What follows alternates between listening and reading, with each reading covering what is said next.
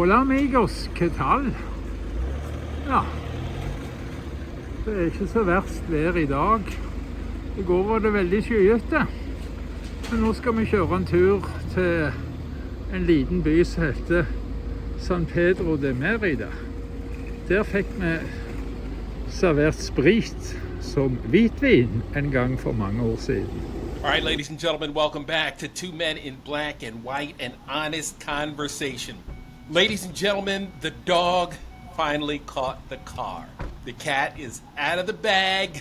What did he know and when did he know it? Now we know when he knew and who told him exactly what he knew. Also, ladies and gentlemen, the Epstein lawyer who got him that sweetheart deal down in West Palm Beach suddenly dies overnight. How about that for an explosive and incredibly enlightening day in the saga of the Trumpstein files? Ladies and gentlemen, we are back, and it's the story he can't get away from. I'm joined by my partner in crime, senior political analyst, Brock Ganellis joins us now with some insight. Brock, I told you he's boxed in. How'd that lawyer die? Did he jump out of a fifth story window in Moscow? How did he have his demise? Well, it wasn't that egregious. You know, the guy's 80. Okay.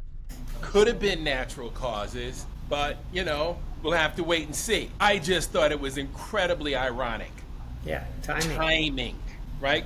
This is the second untimely death.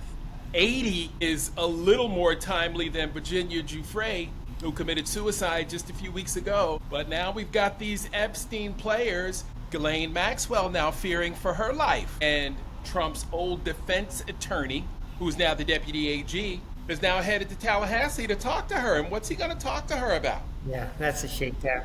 Shouldn't he be recusing himself? I mean, in like a normal planet Earth investigation, wouldn't he recuse himself because he was maybe a little too close to the investigation? One would think, but look, it's a different DOJ, right? This is a 2025 DOJ. But, okay, so the Wall Street Journal is just going to torture Trump by trickling out a story a day, right? So they come with the Pam Bondi story that Bondi told Trump in May that he was in the Epstein files. But come on, Mark. Trump knew he was in the Epstein files. He didn't need that meeting with Pam Bondi to tell him. I just wonder, I'm curious what the discussion was after Bondi told Trump. What else was talked about in that room? Was it like, well, you better not let this fucking thing ever get out? What threat, implicit threat was made from Trump to Pam Bondi? There was a threat. Yeah, okay, so we know he knew, but like that, only the craziest of the crazies didn't think Trump realized that he was in these Epstein files. So, okay. So now he's in it. Supposedly he's enraged and storming around the Oval Office, and they don't know, as if we care about his mood at this point. Right. So yeah, and he accused, now he's up the ante on Obama, right? So Obama now has been accused of which is punishment. That was the Obama team right now calling, just to make sure I message this properly, that he has been accused of treason. Michelle, I'll call you back. Accused of treason, which is punishable by death, right? So, they went straight for treason.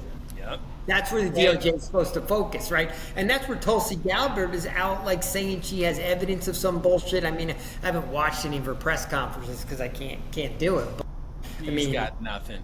He's got no reputable facts, right? Everybody agrees on the basics that Russia interfered with the 2016 election. They weren't able to change any votes, is what the intelligence community had agreed on. So now you're telling me that Obama and his team had the infinite wisdom to project ahead to 2025, falsify files from Epstein implicating Trump in a pedophile ring? Are you kidding me? That's what we're supposed to hang our hats on? Dude, get out of here. It's ridiculous. It's strange credulity. I mean, come on, Trump. Even for you, that's a bridge too far even for Trump. It makes no sense. You can't even follow it in a straight line. Doesn't even make sense. On top of that, Brock, what are we really litigating Russia for? Russia. Why are we going back in time? 10 years. I mean, he's trying to divert attention, but like I think the basic fact now, after like a week of this story just being the dominant headline in America, is that no one's buying what Trump's selling, right? His path for maybe the first time in his life. Like, no one at all, even his supporters, aren't buying his story, right? Mike Johnson had to shut down Congress because he couldn't buy the story and he couldn't let the story play out in Congress. So he just shut it down because in his heart, he can't buy it because, like you said, the logic doesn't take you anywhere that makes sense, right? So, like, none of it makes sense. So he's just boxed in, getting enraged and coming out with more fantastical lies. Yeah. So it's just going to be interesting to watch. Having said all that, like, the MAGA support of the politicians stays pretty lockstep, except for Massey in Kentucky. Right. I mean, James Comer is playing around with subpoenaing Maxwell, but he may be in cahoots. They may be like doctoring Maxwell's testimony. You know, talk about someone who's going to be under duress, right? Ooh. She'll basically be in there with a gun at the back of her head. She said the wrong thing. She ain't going to last 10 minutes outside the halls of Congress. So, okay, so Trump's got problems. He's underwater. His polling numbers are in free fall.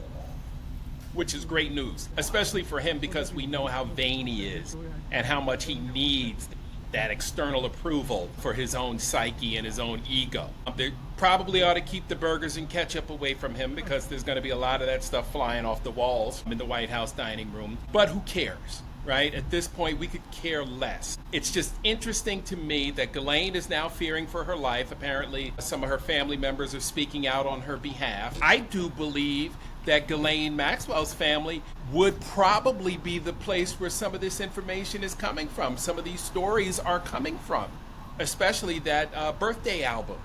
You know, I mean, just imagine what Ghislaine had in her little New Hampshire hideaway up there in the mountains, right? All the Epstein memorabilia, right? The pictures, right?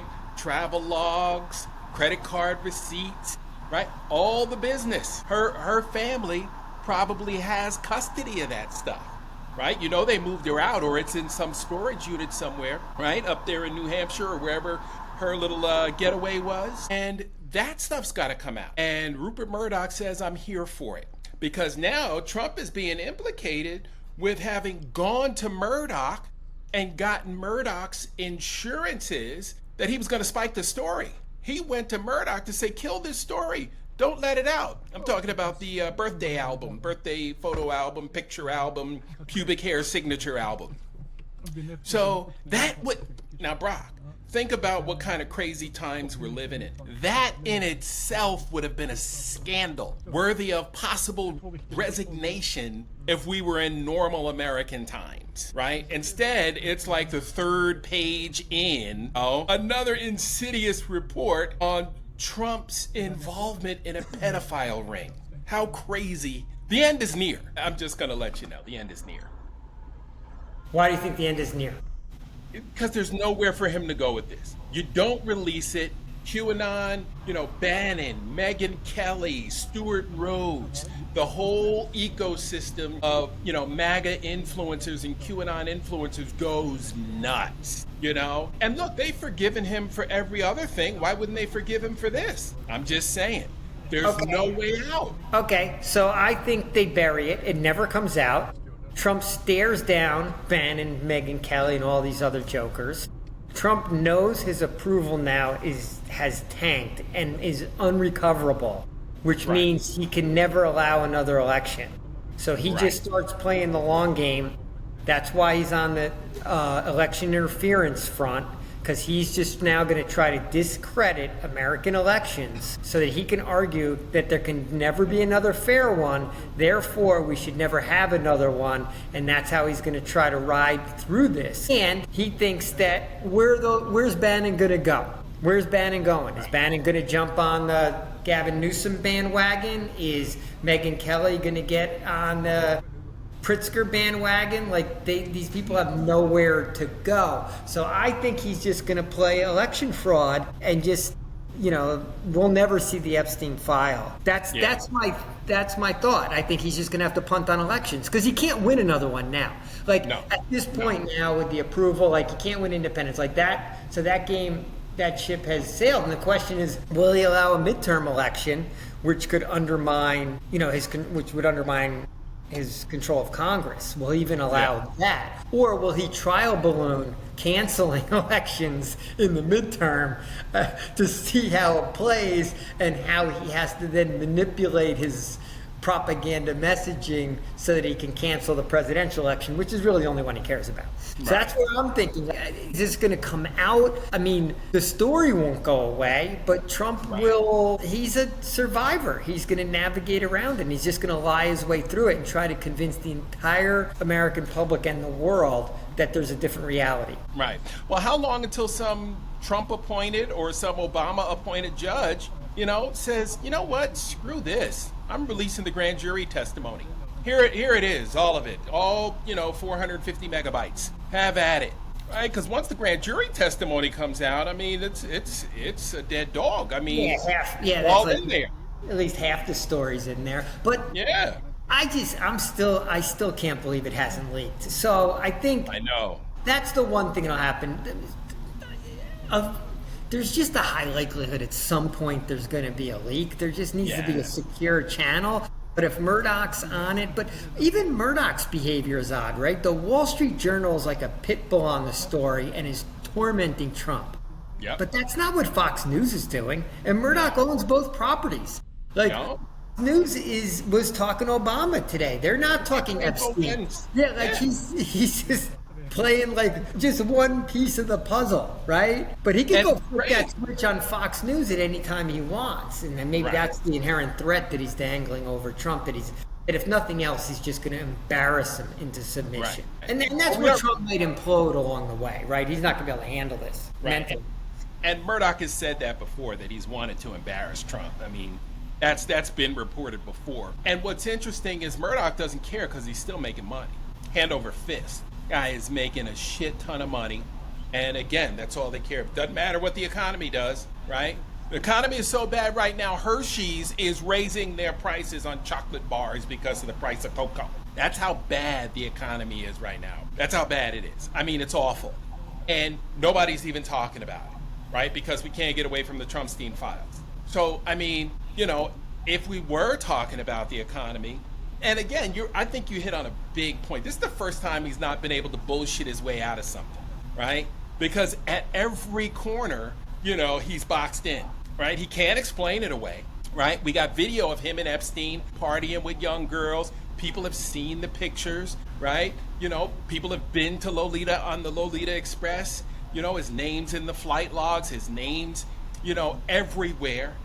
Witness accounts of him being gross and ogling little girls. I mean, it's just, and then we got a credible rape allegation by a 13-year-old, right? So, I mean, there's no way for him to get away from the QAnon crazies on this one, right? Without coming out and saying, hey, even a full mea culpa is not going to work. No, and he would never do that. He'll die before he does a full mea culpa. But he lost the QAnon shaman, however you pronounce that word, shaman. Remember that guy? Remember the guy trooping through the horns? Yeah, with the horns. That guy was out calling Trump a piece of shit today. Even the QAnon shaman has now turned on Trump. Yeah. So he is losing the QAnon crazies, but that's why there'll never be another election. Wow, that's the guy who needed the vegetarian diet. Yeah. Yep. Yeah, he appealed to the judges. He needed a different diet in his 3 months doing hard time for insurrection. He needed a vegan diet during his 3 months of insurrection time. Yeah, right. Well, if we were talking about the economy, we have to talk about absurd stories like how Japan, that was supposedly, bent over with terrible tariffs, we figured out that Toyota is going to get an advantage over U.S. car makers because U.S. car makers have to deal with steel and copper tariffs at 50%. And all the other tariffs of the components that go into the cars. So U.S. car makers are screwed. So Toyota that only has to pay that one like 15 or 19% tariff has a massive price advantage now on U.S. car makers because the tariffs totally backfire on our own manufacturing. U.S. car makers now are starting to lose money, lose market share, and are going to have to cut U.S. manufacturing, which is supposedly the exact opposite of the whole point of the tariffs. But like no one thought it through for more than like 5 seconds, right? Because your boy is bringing manufacturing back to America. That's what your boy is doing. Wow, he has no idea how tariffs work. He still doesn't know how they work. No, he doesn't know how percentages work either, because he's going to bring he was saying I was going to bring something down 1,000%. And it was, someone did the math and calculated, so he's going to pay us to do this now because it's that was drug prices. Well, we're going to get paid because he's going to bring drug prices down 1,000%. So like one guy tweeted out, it's like, so I'm going to get paid to take the drugs going forward. But none of the math works. Math ain't mathing at all. God, he's an idiot. I mean, and if we couldn't laugh about it, we'd be crying, because it is so sad that this country has fallen so far. Like you said the other night, there's no way any other advanced nation on this planet would allow itself to fall this far. From the heights that we were once at just a short time ago with Joe Biden and President Biden and President Obama. And, it's just ridiculous that we've fallen this far at the hands of a D- student who doesn't understand any of how the government works. All he's doing is trying to enrich himself. And, that's the bottom line. And all these zealots that he's got behind him, are basically just using him as the figurehead. He's their useful idiot. Just like Vladimir used him in 2016. He's the useful idiot. So, where we go from here is we'll wait for the Wall Street Journal or whoever comes out next, because how's he going to say fake news to the Wall Street Journal? I mean, now he defines fake news as anything that is derogatory about him. Doesn't matter where it comes from. It's all fake news if it's bad about me. It's great if it's about me and it's good, but it's all fake news if it's not. And his supporters haven't figured that out yet. But we'll wait for the next story. And as these, as the pins continue to drop, it's just going to come out in leaks and drafts. Next thing you know, we're going to get some personal accounts from these court documents. John Doe 174 and what kind of activity he partook in. We already heard a part of that story from Luther Campbell from the 2 Live crew. He didn't give us specifics, but he let us know that it was raunchy over there. Well, yeah, the more stories are going to come out because reporters now are going to be all over it and searching for, informants, leaks, anyone who will talk at all, because they're seeing the public appetite for it is so immense. So this is where the eyeballs are. So this is where they're going to want to feed and keep piling onto the stories. And I think I listened to a couple, major pollsters today. One was a pollster polling, black voters. Another was primarily polling white voters. Didn't explicitly say that. And, both just pointed to how dramatically Trump's support has slipped in this first 6-7 months, right? Sure. And now, I mean, if the midterms were today, it would be a tsunami. Right. For the Democrats, even though they're not really in favor either. But it's like, and we're such in lesser of two evils world, but Trump is an absolute anchor now on the party, yet the politicians are still afraid of being primaried by that small sliver of Republican voters in primaries that they're all still in lockstep. Yeah. Toxic selfishness.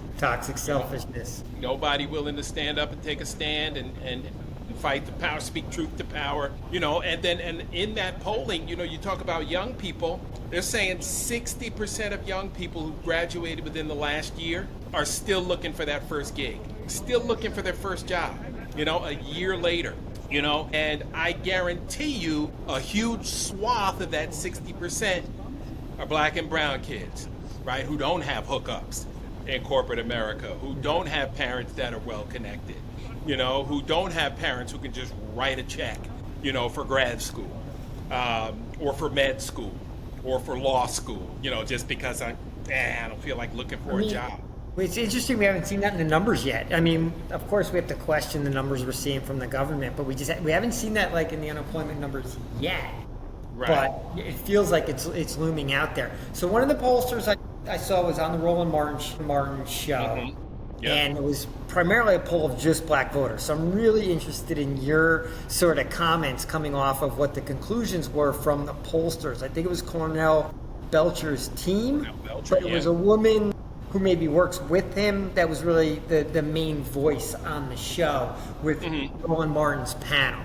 And she was saying that, number one, younger black Americans are drifting away from the Democratic Party, really to no party. No party serves them in their mind right now. So they kind of view themselves independent, not so much that they would vote Republican, but their propensity to just not turn out is much higher. And there was a sense that the mainstream media has totally missed the mark on what black America cares about, because there's such a focus on economics and the pocketbook issues being like the number one thing, and that is not as showing up in the answers they're getting from the black Americans polled, who basically have 10 different issues, almost like of equal weight.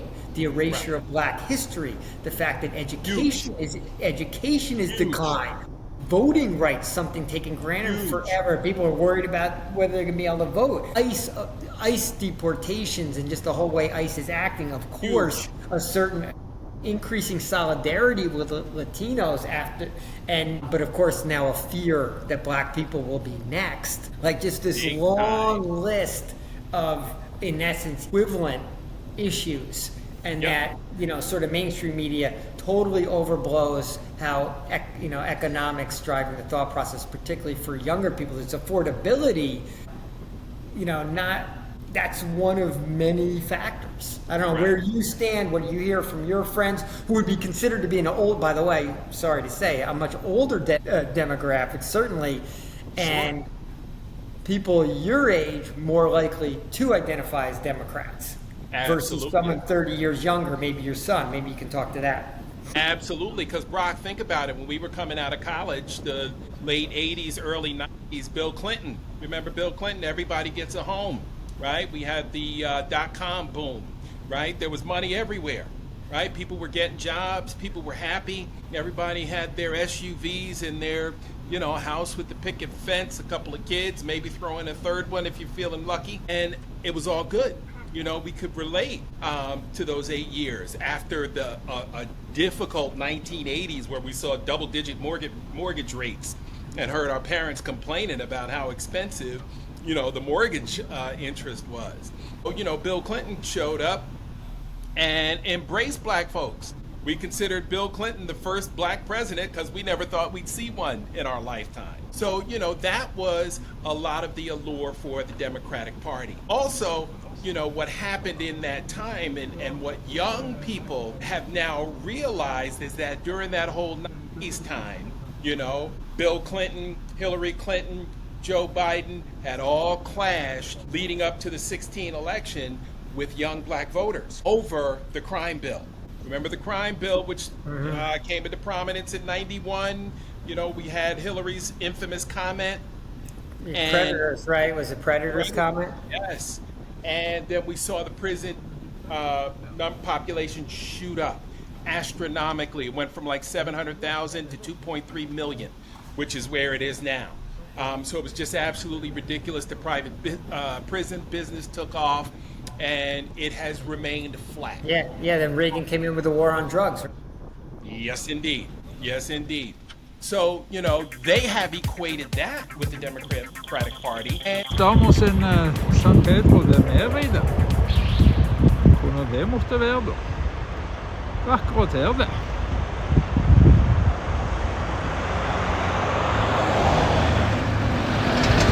Skal vi ikke få bekreftet med 24. juli 2025, 13.50, 02, Stream Elementsag, TV Arild Isen Online, Stream Gill, San Pedro de Mérida, TV Arild 24. juli 2025. TV Arild USA, Menneskerettighetserklæringen artikkel 19, Sitat, enhver har rett til menings- og ytringsfrihet. Denne rett omfatter frihet til å hevde meninger uten innblanding og til å søke, motta og meddele opplysninger og ideer gjennom ethvert meddelelsesmiddel og uten hensyn til landegrenser. Sitat slutt. Ja, det er viktig med menneskerettigheter, og de bryter jo Donald Trump hele veien. Ja, skal vi begynne da? Hola amigos, estamos en San Pedro de Mérida. Det er en av de små landsbyene som ligger rett ut forbi Mérida. Her har vi overnattet ganske mange ganger for 20 år siden. Da var det ikke så mange butikker og bensinstasjoner, det var bare én. Og så var det bobilparkering der. Og den brukte vi til å overnatte med Goldie for å spare litt penger. Hvis vi kom sent, og vi syntes det var litt dumt å betale bare for en natt. Eller hvis vi drog og skulle videre, men hadde lyst til å være en dag i Mérida, så lå vi her til neste dag da, etter å ha vært rundt i Mérida, før vi kjørte videre. Og så var vi der en gang med søsteren min, og på den plassen der så fikk hun servert sprit når hun bestilte rødvin. Det var noen som hadde sannsynligvis fucka det helt opp med en sånn smuglerdeal. Hun var helt sjokka, hun bardama. Åpnet en flaske og serverte den, og så var det sprit. Så sjekker vi igjen, og så er det sprit enda en gang. Jeg forteller sprithistorien. Det går ikke, du går på eggeskall. Ja. Vet du, da får du best stabilt bilde. Nei, men da åpnet hun flere flasker, og det var sprit på alle, så hun hadde i kjøleren. Hun forstod jo ingenting. Stakkars bardame. Så hun sa, jeg har noe, jeg vet at det er rødvin, at det er hvitvin, men den har ikke stått i kjøleren. Men det er jo relativt kaldt nede i kjelleren vår, sa hun. Så hun gikk ned og hentet en og sa, hvis hun tar den, det var søsteren min som ville ha hvitvinen da, hvis hun tar den, så skal hun i hvert fall ikke betale for den. Så skal jeg sette den rett i kjøleren, så neste glass blir i hvert fall kaldt. Så ble det gjort. Det var i denne byen her da. San Pedro de Mérida. Som vel kanskje ikke er det mest interessante i verden. Vi valgte den ut i dag på grunn av at det var varslet litt sånn ikke alt for godt vær, men har det blitt litt bedre. Nei, det er noe litt skyer ennå, da, så ødelegger litt av bildene. Nei, de viktigste byene har vi jo lyst til å ha. La oss gå rett fremover. De viktigste byene har vi jo lyst til å ha uten skyer. Denne hvite og grå greiene på himmelen er ikke noe så pynter opp direkte. Jeg har ikke startet trekkeren. Gange utendørs, fritt. Hva for all verden kommer det opp så mange valg? Før var det bare å trykke, og så var det i gang. Nå må du velge hva du skal gjøre, og greier. Altså, jeg kan ikke forestille meg hva alternativer jeg skal velge, bortsett fra å gå. Ja, det er jo for de som vil springe da, men det er jo en egen funksjon det. Nei, skal du gå, så skal du gå. Trenger ikke ha noe valgalternativer da. Bare så mye dere vet Apple. Men dere er jo amerikanske. Vi kan ikke stole på dere lenger.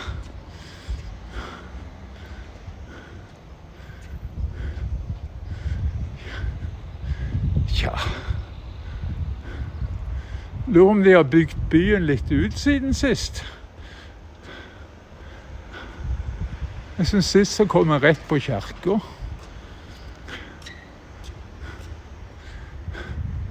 For det er ikke så mye med han.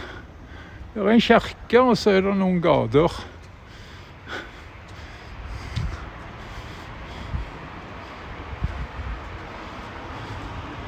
Det sikkert greit å bo her. Det mye billigere det å bo her enn å bo i en av de store byene. Og selv om jeg selv ikke synes at Mérida en stor by, så han jo vesentlig dyrere å bo i enn her ute på landsbygda. Så dette må betraktes som, ja, her de virkelig bønder i byen, de som jobber her.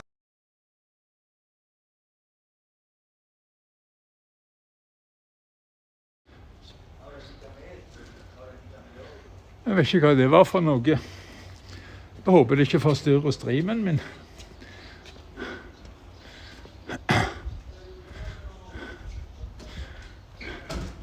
Jeg synes de sa Randveig, men Randveig ringer meg jo aldri. Hun sender jo bare meldinger, hun. Så hvis du skulle se det, Randveig, god bedring til dere alle. Satser på det. God bedring, ja. Både her og der. Rådhuset. Ja, her altså rådhuset i San Pedro de Mérida. Rådhuset. Så dette må jo være hovedplassene de står.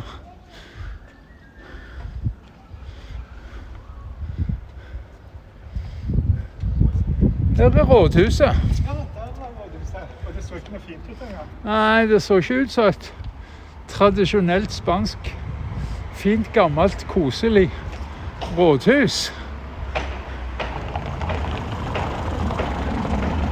Coviran. Må lære meg å uttale det navnet. Jeg har aldri sett skikkelig på skiltet. Dagligvarebutikken deres ligger der. Og så har de en stanker der. Stanker må du ha. Trenger jo både kuns og mekketobakk.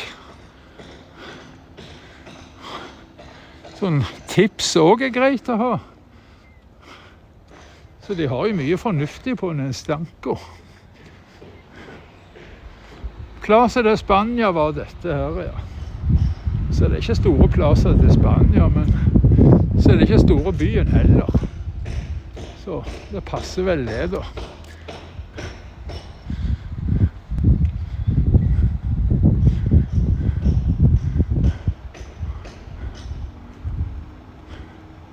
Coviran.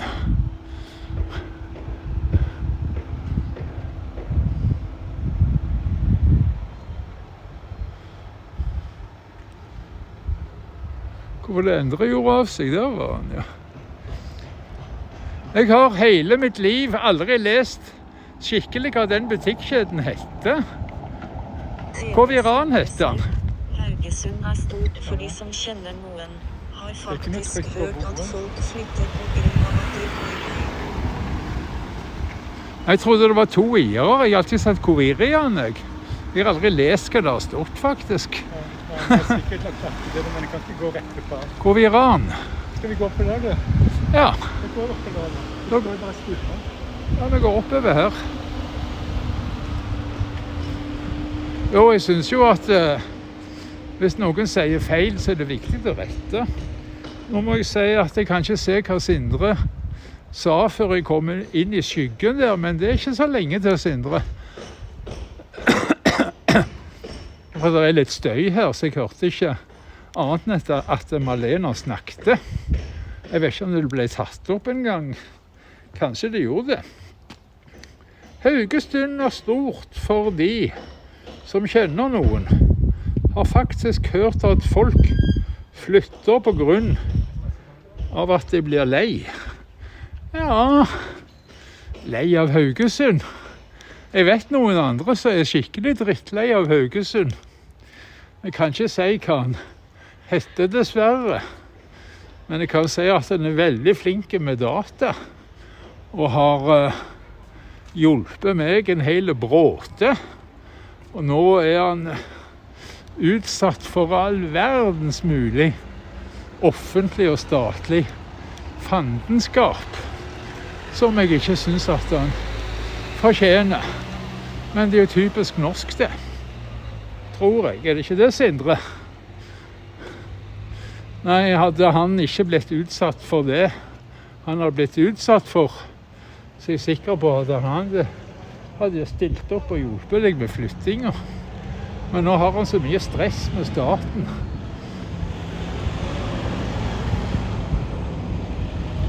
TV Sindre Seid, hva spurte du meg om? Nei, ikke noe viktig. Ikke noe viktig. Jeg bare så hva du hadde skrevet, jeg.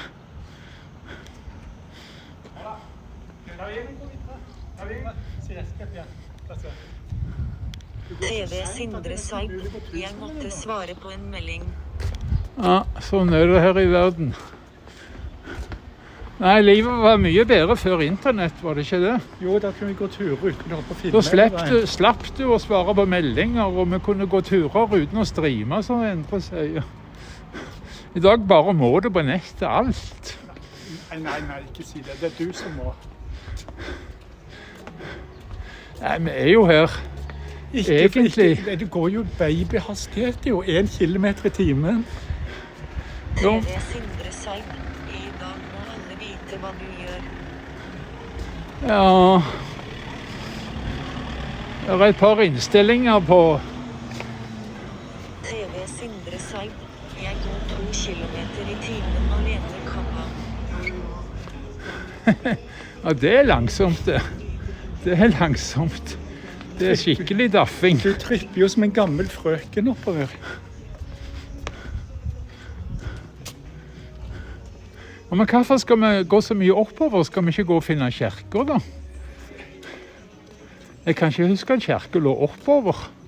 Jeg vet ikke hva jeg skal svare den gang. Vi går ikke her for at du skal filme på nettet, Arild. Jo, Nei, jeg går at jeg har lyst på en tur ut. den turen har du allerede hatt. Ja, for du vil ikke være med. Nei, det er for kaldt. Du vil sitte ute i stedet. Endre ville ut og gå når det bare var 17 grader ute. Kan jo ikke det. Da er det for kaldt. Jo da, jeg kan det. Nei, ingen glede med det. Det der så offisielt ut at jeg er redd for at det kanskje kan være noe så jævlig som Guardia Civil. Jeg håper ikke. Men jo da, du vet, vi begynner jo å få litt. Sindre Seid, jeg sover i 26 grader. Rart at det går bra. Nå stresser jeg med hvitevarer som plutselig skal ut. Begynner jo å få litt instinkt for sånt etter hvert. Vi har filmet de nok nå. Så selvfølgelig var det Guardia Civil. Endre, jeg kan ikke gå fortere. Jeg er ikke i superform. Jeg går på Vegovi, jeg har ikke mye energi.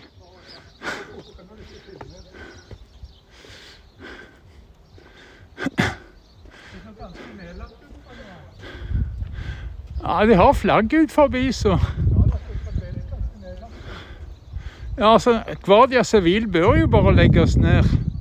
Det er sånn rester etter fascismen, det. Rester etter han Franco. Du vet, det var jo Guardia Civil som i sin tid prøvde å gjøre statskupp.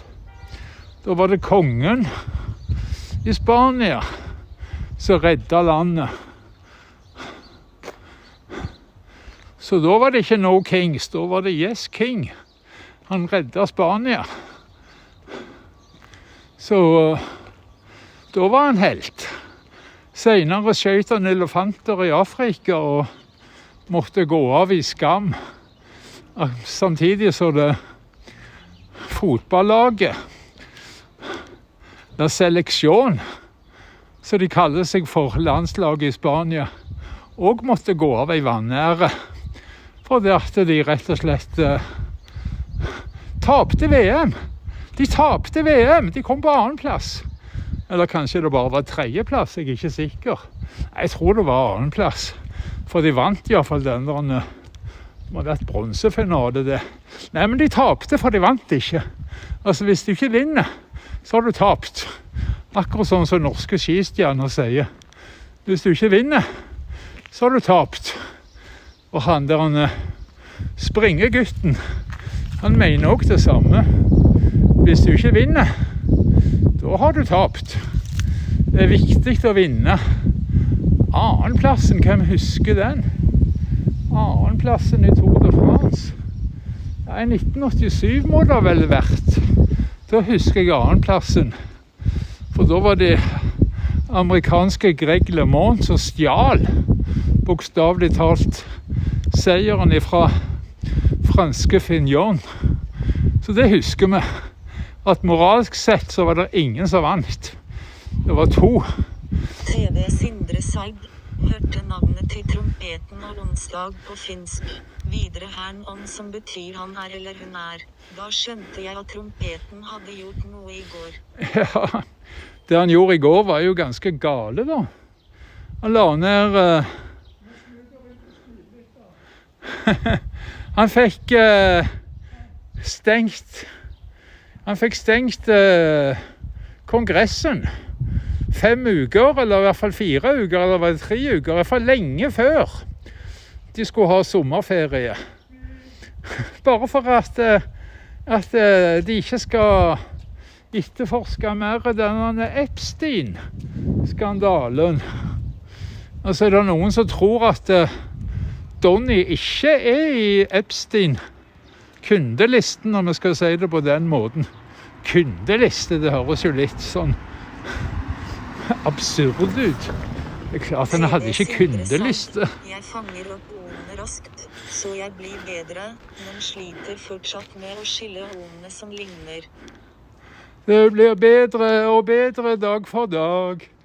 Bedre og bedre dag for dag. Vet du at jeg sliter fremdeles med et par ting? Nei, det er ikke, altså jeg skal ikke overdrive, for jeg kan det jo. Men altså, død, gjeld og døv. Prøv de på engelsk, hør hvor like de. Hva sa du, Endre? Du må komme over på andre sine gater. Åja, den gamle... Det er ikke noe vits å gå lenger oppe her. Nei, det er jo ikke akkurat en gråtass. En grønntass. Grønntass. En grønntass. En John Deere til og med. Nå er det rundt det huset, du må komme på tid til å se, så du kom hit bort. TV Sindre Seid, Åja. grønne tass. Se, kom bort fra Ja, huset. ja. Sånn at du får siden av det også. Det huset der. Ja, jeg har det, ja. Det er helt grusomt å bygge noe sånt, altså. Hvorfor gjør de det? Nei, grønntass. John Deere. De har jo vært store. TV Sindre Seid, TTS. Ja, den har sikkert vært med på litt av hvert. Var ikke... TV Sindre Seid, grønne tass. Grønne tass. Ja, jeg klarte ikke å høre og se hva du skrev. Det er litt sol på skjermen her, så... John Deere, de var jo store, de. Men nå har de jo...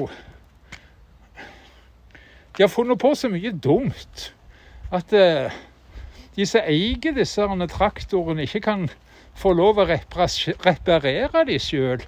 At du skal inn på et sånn godkjent og veldig dyrt John Deere-verksted for å fikse de. Skal vi gå ned til det? Og det er klart, det vil jo ingen gjøre med noe så gammelt som dette. Det er klart. Jeg tror den bruker ikke per kilowatt-time utfør. Her er det en sånn spreietank, og må jeg ha med bilder av spreietanken. Den er sikkert i orden.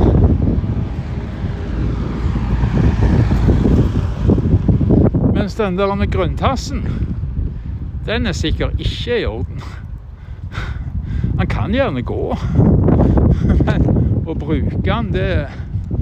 Jeg vil si at den er ubrukelig. Da får vi se om vi kan finne kirke eller noe annet. Jeg har nå filmet kirke her i byen før da, men det er vel sikkert 18 år siden. Jeg klarer ikke å si grønntass. Det blir grønnetass. Ja. I Norge er jo gråtass den mest kjente traktoren. Den er det mange som bruker ennå. Men det sikkert bare for løye at de bruker det ennå. Men du vet, i motsetning til John Deere, hvor du ikke fikk lov å mekke selv. Når det gjelder den norske gråtassen, så... Gråtass klarer jeg å si. Gråtass blir vanskelig for meg å si. Ja.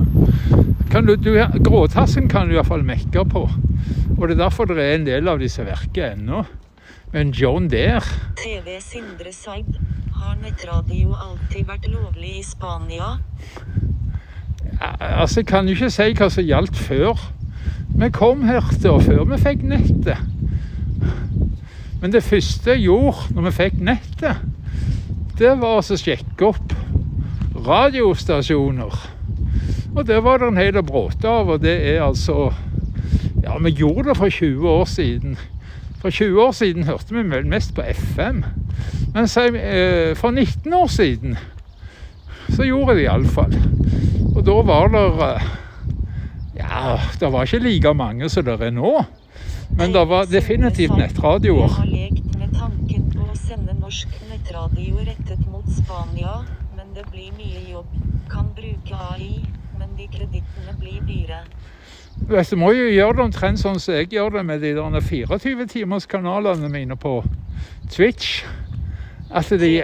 Sindre Seid, var FM-båndet fullt når dere flyttet til Spania? Fullt og fullt? Nei, det er noe plass ennå. Jeg har tenkt å få meg en... Jeg tenkte på om jeg skulle få meg en piratsender. Kan det der virkelig være i bruk til...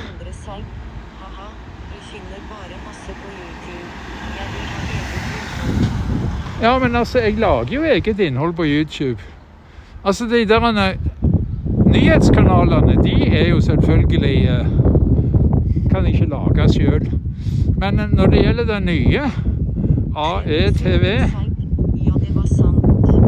Når det gjelder det nye AETV, _news, _culture, så lager jeg innholdet denne videoen her.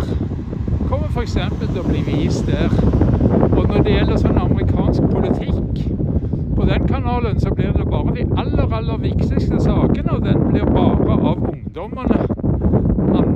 Andy Mockler og kameraten hans Chris Moe, jeg husker ikke litt navnet hans, sorry. Og sånn Harry Sissen. De 3 ungdommene er de som skal presentere amerikanske nyheter på den kanalen. Ned her? Ja, hvorfor ikke? Hvorfor ikke? Endre foreslo at vi skulle gå ned til høyre. Jeg har bare tatt utsiktsbildet derifra, så alle veier fører til Rom. Det er ikke helt sant. Bare prøv å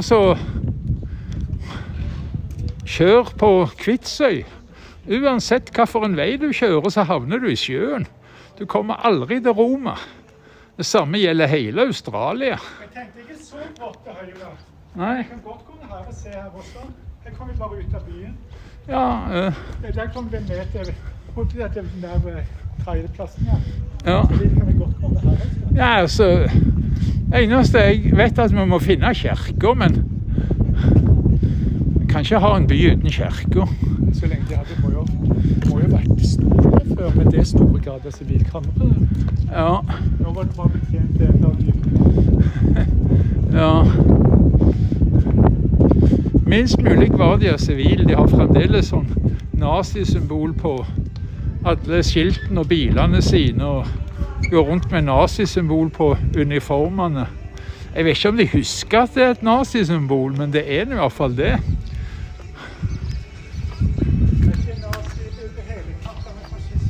Fascistisk symbol er det vel egentlig, ja. Men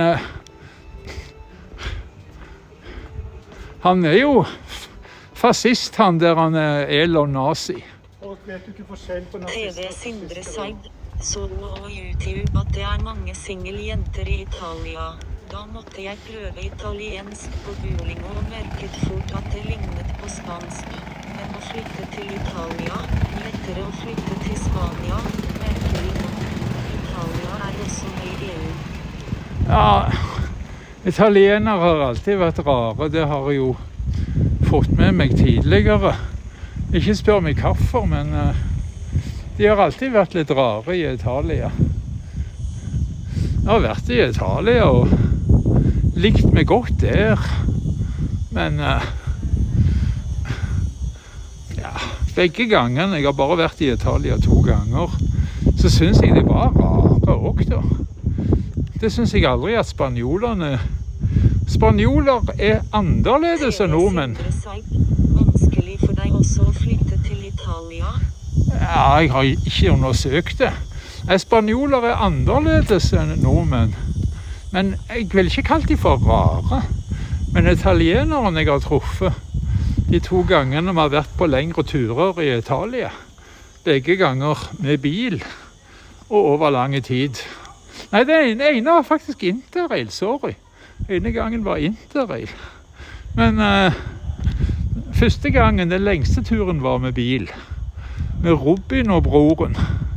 Og jeg må jo få lov å si at jeg synes de var rare. Kvinnere hjelper så lenge du spør med god grunn. Nordmenn derimot, de ber deg klare deg selv så lenge du ikke er bevegelseshemmet. Ja.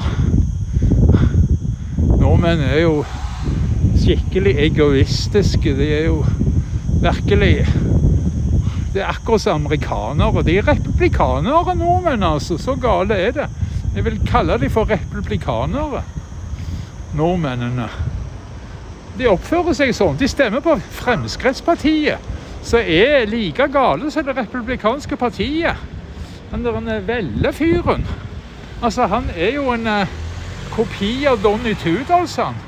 Det er så gale å helt tatt tenke på å stemme Fremskrittspartiet, eller for så vidt like gale å stemme Bondepartiet, eller Senterpartiet, som de heter nå. Det er like gale det. Og Kristelig Folkeparti, det er også like gale. For hvis du tar de 3 partiene... Jeg er så egoistisk at jeg vurderer å offre alt for Finland, men nå er det ikke så lett, så jeg bor her til jeg blir lei av leiligheten og selger, enten der eller ingenting. Ja, norsk egoisme er jo rett og slett helt sinnssyke. Nei, de 3 partiene, Kristelig Folkeparti, pluss Senterpartiet, pluss Fremskrittspartiet, da har du noe som er like gale som republikanerne. Like umenneskelig som republikanerne. Der har vi kirka deres. Da har vi funnet kirka.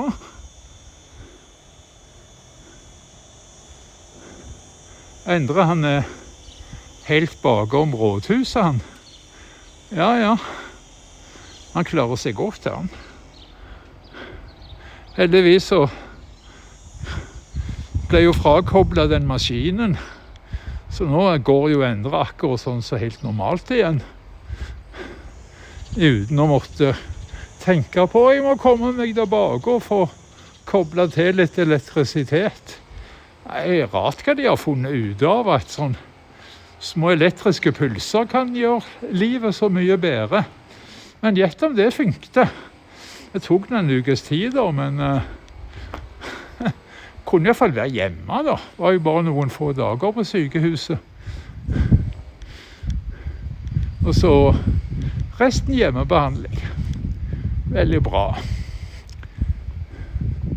Ja, jeg husker en gang for 18 år siden. Jeg må leie noen plass i overgangen. Begrenset hvor mye du får solgt for over takst til sånne utkanter, men så lenge du er i byen, trenger du ikke bil som nå har blitt latterlig dyrt i Norge. Ikke for utlendingene som har lønn i euro. Nei. Lønn i norske kroner, det er jo... Det er ikke bra. Er nått og gråten, det. Skal vi si at jeg våger meg til å påstå at den porten der ikke nødvendigvis er helt original. Det kan godt være at den er en perfekt kopi av en original port. Men original? Nei, han er ikke det. Der det et sånn henrettelsesinstrument. Det faktisk verre enn en giljotine.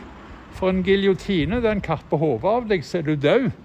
Men på et kors, da hang du i timesvis og blødde deg i hel. Så dette et skikkelig gale henrettelsesinstrument. Jeg synes ikke du burde stille ut den slags. TV Sindre Seib. Går alt etter Jeg bare går rundt kirka. Jeg ser på madrass, men må finne noe som selges i rull.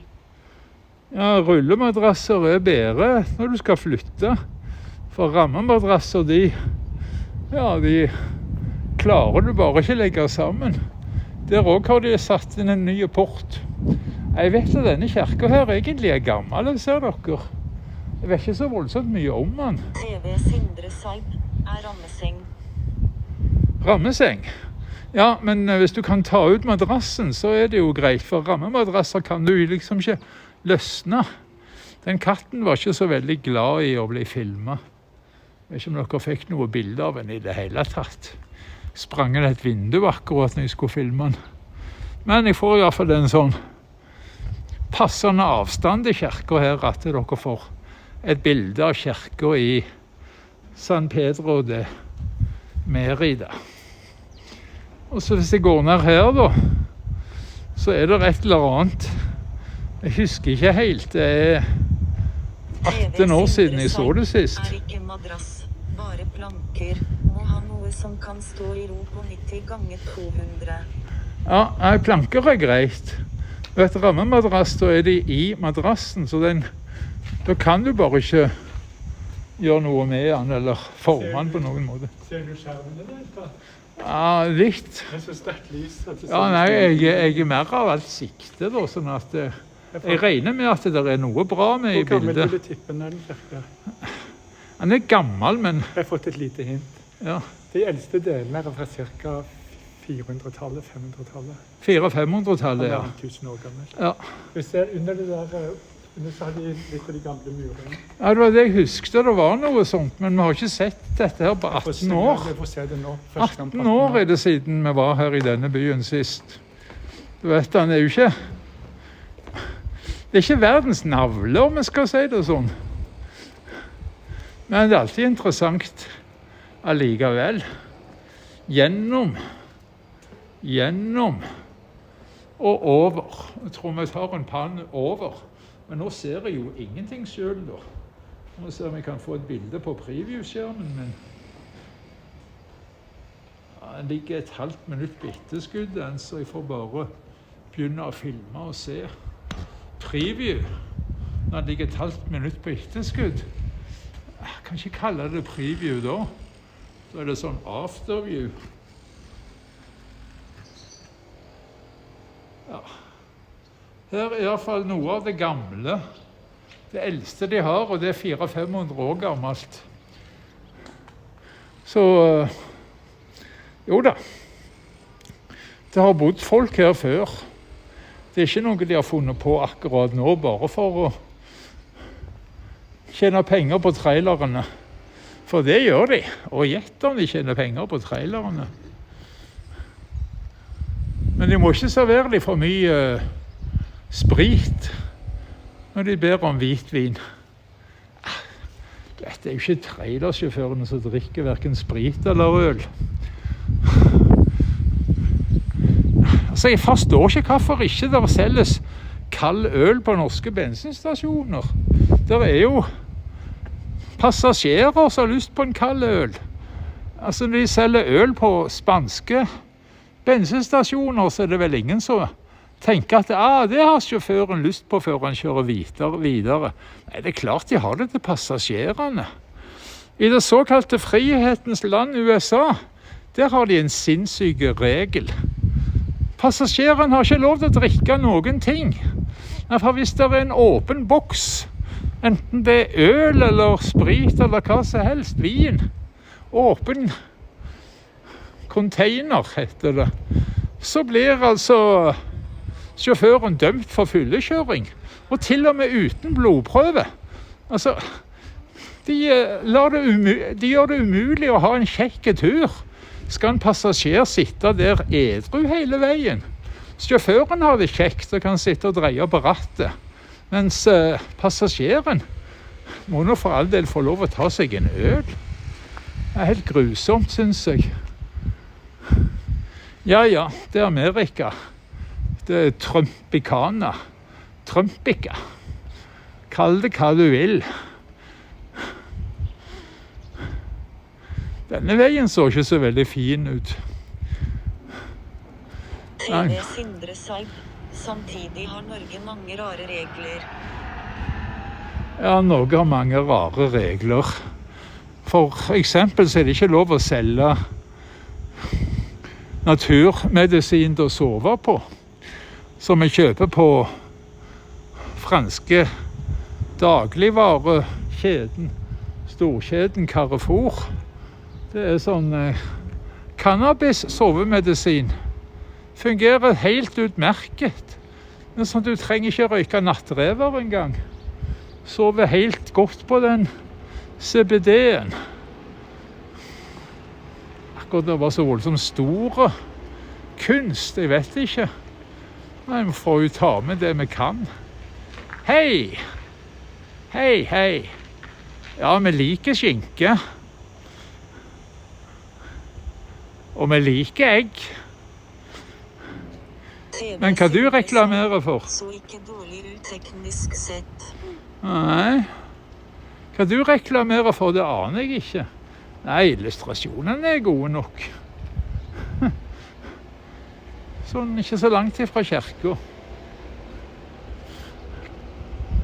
Jeg har ikke anelse hvor Endre er henne nå, men...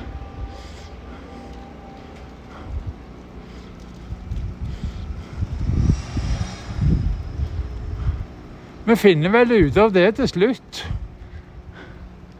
Har det vært et supermarked, dette her? Kan se sånn ut. Gresskarhove.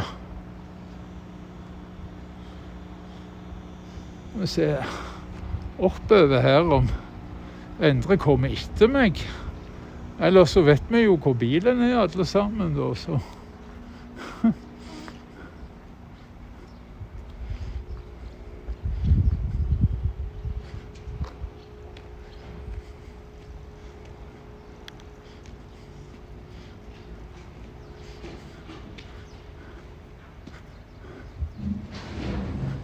Nei, hvis jeg ser han oppe i krysset her, så får jeg jo bare gå videre. Ja, han er ikke der.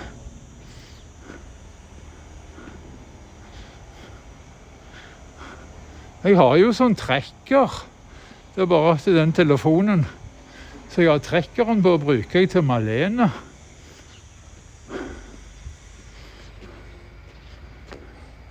Det er bare bakken opp til rådhuset det, så det er ikke...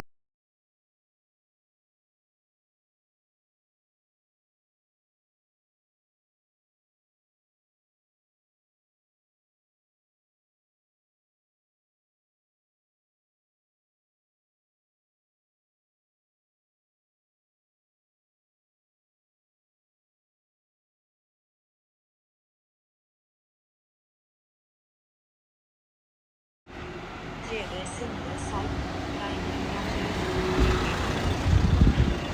Ja, nå er vel lyden tilbake igjen. Hva Sindre sa mens lyden var vekke, det tør ikke jeg si helt, faktisk.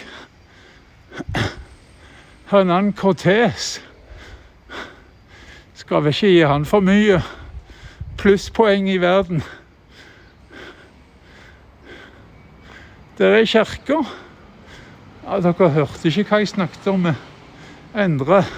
TV Sindre Seid. Ble ikke stille når jeg ringte deg på WhatsApp. Nei, WhatsApp funker. Det er når du ringer på disse interne tjenestene,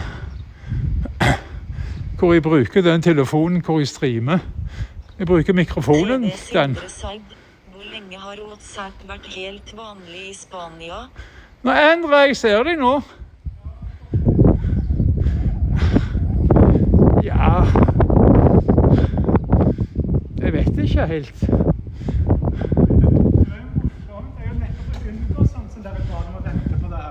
Ja. Vi er i kirka, så var jeg rundt og lete etter dette. Ja. Jeg skal bare gå ned. Det er ingenting nedover der. Det er bare kjedelig. Ja. Jeg har funnet ut det. Ja, men da trenger ikke gå ned på nytt igjen. Gå til høyre her. Ikke inn der. Der går ikke an å gå. Jeg bare viser at det er en gotisk kirke. Basilika, rett og slett. Basilika hvis jeg godt. Her er vennen din har fått et navn. Det er klart etter det. Vet du hva jeg tror hvis du ser på antall år han er levd? Ja. Kom bort hit da. Skal filme det på nytt igjen. Hva tror du han døde av? 75? Se hvor gammel han var. Nei, jeg aner ikke. ETA selvfølgelig var 21 år gammel. Han er garantert blitt drept av terrorgruppa ETA. Se, nedover her. Ja. 21 år gammel, har ikke gjort noe liv til å få en gate etter seg. Han er garantert en av de garde sivilene som ble drept i en bilbombe eller noe sånt.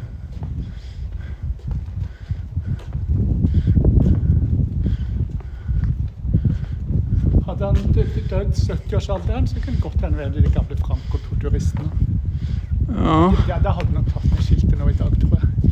De hadde ikke latt det hengt opp nå i dag. Nei, det hadde de ikke. Men det er jo ikke år gammel. Han er ikke gammel nok til å gjort noe for å få en gate etter det, bortsett fra død. Det er mye igjen av de gamle husene i byen her. Men se, jeg har litt problemer med å se om jeg streamer, men jeg tror jeg streamer.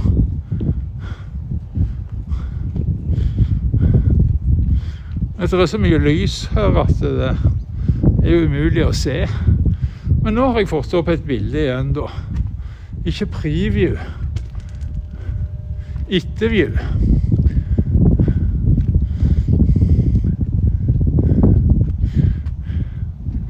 Ja, jeg tror vi har kommet til byens ende her. TV Sindre Seid. Virker som WhatsApp følger telefoninnstillingene. Jeg ble ringt og Bluetooth svarte automatisk, som nummer folk ringer meg på vanlig måte. Ja. Så får vi nesten gå inn til venstre, da. Ja, der. Jeg tror ikke det er noe fremtid. Jeg tror ikke det er noe fremtid, men jeg kunne bare tenkt meg å sett litt ut på hvordan det ser ut på utsiden av byen her, så jeg kommer rett opp igjen.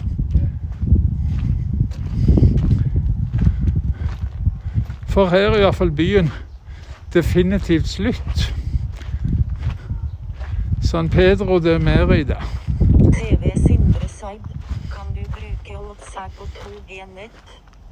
Ja, WhatsApp fungerer bare det er nett, uansett hva slags nett. Jeg har ikke prøvd videosamtaler på 2G da, men bruker jo helst mest WhatsApp til meldinger. Sånne video- og ringesamtaler, jeg vet ikke. Jeg har prøvd det, men det er ikke vanlig. Lydsamtaler hender det at jeg har. For du har ringt meg, og Lionel ringer meg av og til. Det var ikke noe spennende her, nei. Det er ikke spennende å stå her. Nei. Det er strivende for du tar hjemme i stedet. Jeg får ikke med naturen da. Nei, det blir for varmt å stå og se helt i den varmen på et kjedelig jord. Nei, vi må få streame litt byer her.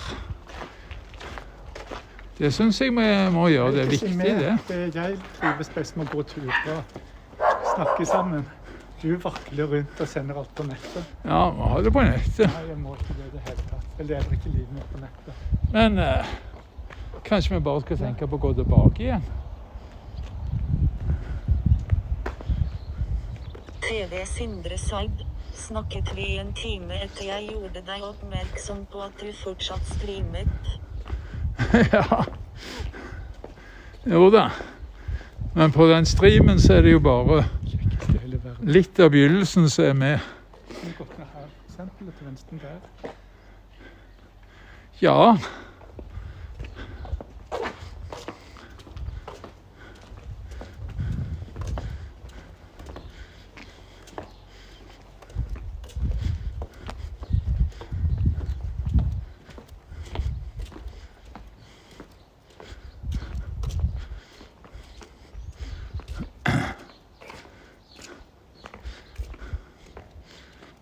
Lurer på om telefonen begynner å bli litt i varmeste laget. Ja, min er i alle fall i varmeste laget. Men han slutter ikke å streame før han er tom for strøm. Men jeg har ikke noe bilder på skjermen. Ja, et svagt bilde er der. Men det er mest av alt å bare sikte gamle vaner og la det stå til.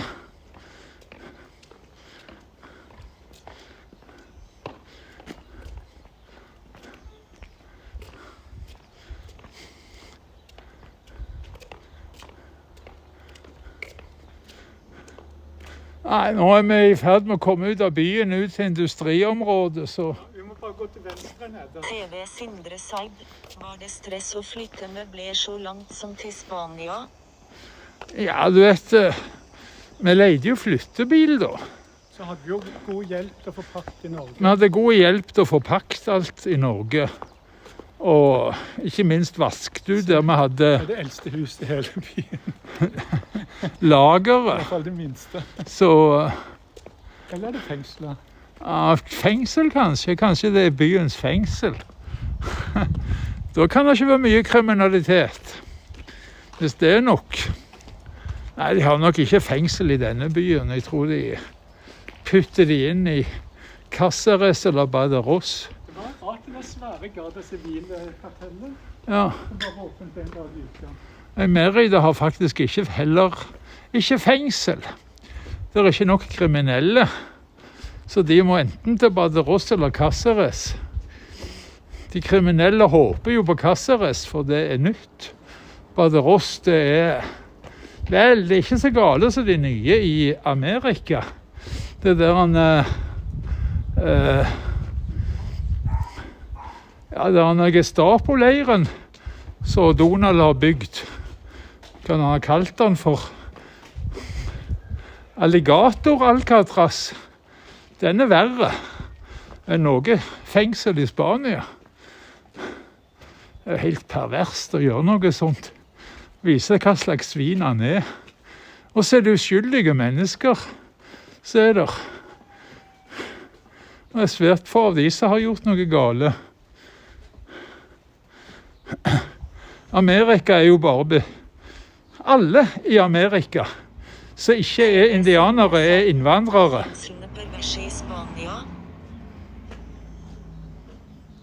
Nei, de er ikke det. Det er bare det at det i badeross er ganske gammelt.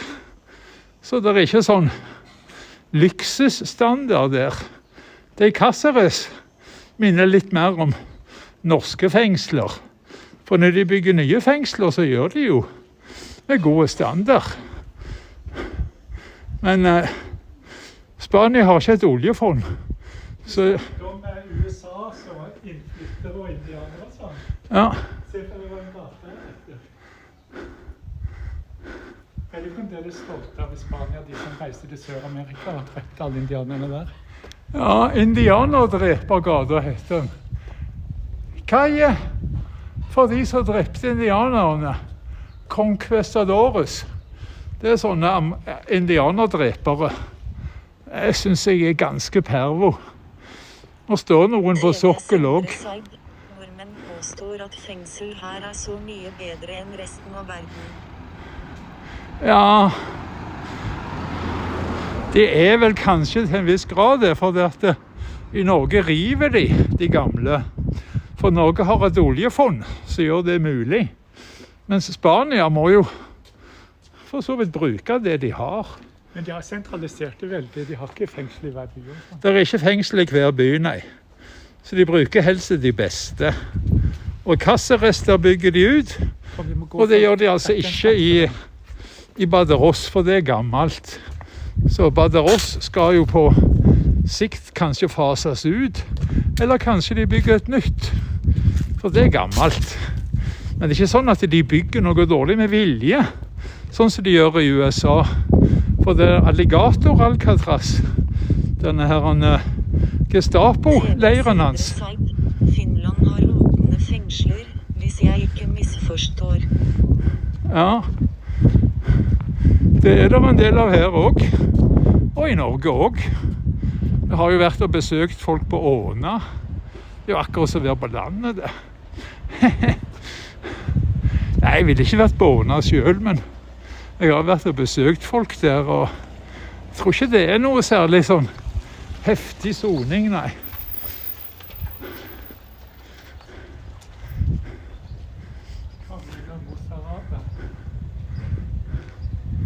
Ja. De lurer sikkert på hva dette Mos Arab for noen ting. Ja. Det var de araberne som konverterte til kristendom for å få lov til å bli verningsbarn, ja. Fungerer åpne fengsler? Nei, åpne, altså de jo ikke åpne på den måten. Det åpne i den forstand at de har ikke tradisjonelle murer, men hvis du stikker av, så blir du satt i et verre fengsel etterpå. Det gjør du, ja. Men åpent i den forstand, det ikke veldig overvåket, det litt mer tillitsbasert at du holder det der.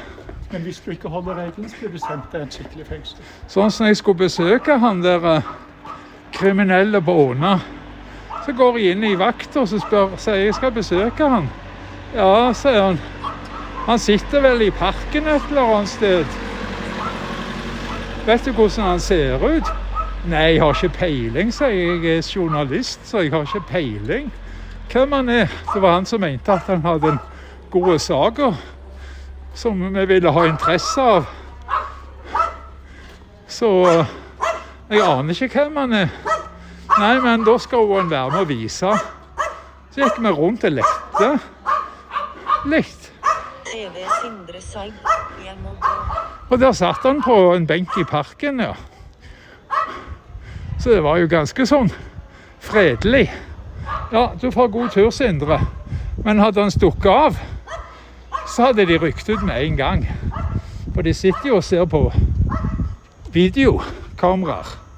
Og du vet, Åna til fots. Glem det, du kommer ikke langt. Du kommer ikke langt ifra Åna til fots før du tatt av purken. Så sånn fungerer et åpent fengsel. At du føler ikke at du sitter bak murer hele veien. Men hvis du prøver å stikke av, så er det sånn som Endre sa, da havner du på Finnestad. Da er du ikke et åpent fengsel lenger. Da får du sånn så, jeg skal ikke si som fortjent. Det spørs hva du har gjort det. Får du bare drevet og solgt et cannabis, så fortjener du mer medalje. Har du dyrket det selv? Sånn at det ikke internasjonale ligaer er involverte. Altså du har gjort det i Norge, gått på felleskjøp og kjøpt tiur blomsterjord. Det gror i tiurens spor. Vært på LOG og kjøpt Superba og fått orden på alle de dyre lampene så alt fungerer. Da burde du hatt premie fra staten. For da produserer du et norsk produkt. Så ikke sponse kriminelle organisasjoner. Nei, det største, det er jo Felleskjøper og LOG. Og kanskje du blir lei av å gå på LOG, så går du på supermarkedet og kjøper Substral. Enten du går på Ops eller S-kjeden. Sånn hva det de heter nå. Prix og Coop eller du får vel Substral på alle de store butikkene. Da er det de du støtter, i stedet for å støtte kriminelle, som du gjør hvis du ikke dyrker det selv, og må gå til en pusher. Ja, kanskje han har noe som er dyrket i Norge. Mange har det, for det er mange som dyrker i Norge. Men det har blitt sinnssykt dyrt med de der strømprisene. Så det meste er jo importert da. Nei, vi burde hatt statsstøtte. Gratis strøm. Det er de som ville dyrke cannabis i Norge. Gratis strøm. For det er rett og slett motarbeide disse kriminelle kjedene det. Hvis det er produsert i Norge, så er det jo mye, mye bedre. Dessuten norsk dyrket pott, norsk dyrket marihuana. Det har jo en særdeles god kvalitet. Her det et pensjonistsenter, som I hvert fall ikke åpent akkurat nå, men det ser ut til å være I bra forfatning. Så det sikkert åpent sånn på kveldene I alle fall. Så kan pensjonistene få seg litt billig vin og billig mat. Treffes, spille ludo. Bingo kanskje. Bingo, hvor skal vi hen? Og det gasolin det. Jeg tror det. Ikke en av de jeg kan. Hva går vi nå? Lille do. Nei, vi går vel opp I retning bilen. Hva vi gjør etterpå? Ja, vi skal kjøre en liten omvei. Vi skal ikke innom Valverde de Mérida, for Valverde skal vi lage en stream fra en annen dag. I morgen blir det 95% sikker Medellin-stream. Men Valverde, vi skal nå innom der også. Endre har tatt en god del videoer og bilder I dag. Blant annet en del bilder og videoer fra den byen som vi kjørte gjennom på veien her til. Så på YouTube-versjonen så kommer jo de med nå på slutten. Pluss alt det han har tatt her I denne byen. Så vi får se hvordan vi avslutter det hele. Ja, la meg gjøre det. Vi slutter med bilder. Først de bildene endrer. Ja, vi gjør det. Utenfor og samtidig innenfor. Og kanskje vi får sprit I glassene våre også. Det har jo skjedd før. Men jeg sikker på at hun jobber der ikke engang, så de hadde ikke den uteserveringen. Det vil si, de hadde uteservering, men ikke med uteservering med innglassing. Så, men det var her på Rota 5. De serverte 96% sprit som hvitvin. Gjetter de som har åpnet spritflaskene sine og funnet ut at det var hvitvin på dem, at de må ha blitt sure. Ja, for det må jo ha skjedd noe sånt. Det umulig noe annet. Så her noe nytt som har kommet. Utendørs luftkjølere. De kan du altså bruke utendørs. Aircondition utendørs, det har jo egentlig alltid vært en drøm det. Men det har alltid vært litt vanskelig å få til. Men nå så tar vi og sier takk for I dag på denne streamen. Og så på YouTube så kommer da altså endre sine bilder og videoer fra denne byen. Og så kommer de ingen videoer, men bilder fra denne byen. Og så kommer det bilder og videoer fra Trojanos. Så endrer jo tidligere I dag. Og Harley Davidson Center også, ja. Som vi svingte innom. Mye videoer. De kommer her nå. Og det blir et panorama til og med. Det til og med et panorama. Eller to. Ja, det vel et ramaskrik også da, kanskje? Tobeint og firbeint. Ramaskrik. Panoramaskrik. Panoramaskrik det heter. Ramaskrik, det ikke det heter. Dette panoramaskrik. Ja, vi får vel bestille noe her, men før vi kommer så langt, så må vi jo få avslutte streamen, og det må vi nesten gjøre med å reide meg selv. Og da reider vi selvsagt til Varel, _kanal, _3. Får vi vite hva som har skjedd I USA de siste døgnet. Du slutter aldri. Du sa du skulle slutte med det. Jo, men altså, det er litt irriterende, Endre, at fra jeg trykker på reid til reidet skjer, så går det 90 sekunder. Det skulle vært mulig å reide sånn instant, så du slapp å så Nå er det faktisk 65 sekunder igjen fremdeles til reidet Det starter. er mitt ansvar, det er mitt. Ja, det er... Hvordan skal nå dette gå? Vi må holde ut til vei. Du nyter opp å snakke for 18 år siden. Husker du hva du gjorde for 18 år siden? Det gikk å prate sammen. Ja. Nå vakler du bare rundt med et kamera. Ja, men jeg sier at alt var bedre før nettet. Du greier ikke 1,5 kilometer i timen. Alt var bedre før nettet. Nei, altså... Du må ta litt ansvar selv også. Ja, jeg synes ansvaret er sukkerhaugen, sukkerberget, sukkerdrittsekken og Fullstendig ansvar. alfabet, som er i lomma på han der Donny Tudors. Har du Det er så ansvar for gale. noen ting selv i det hele tatt? Nei, jeg tar ikke ansvar for noen ting. Alt er andre sin skyld. Ja, det er Åse Kleveland sin feil, Det alt. er Helgeland sin innstilling. Alt er Åse Kleveland sin feil. Norges mest ondskapsfulle kvinnfolk, Åse Kleveland. Det er hennes feil. Ja.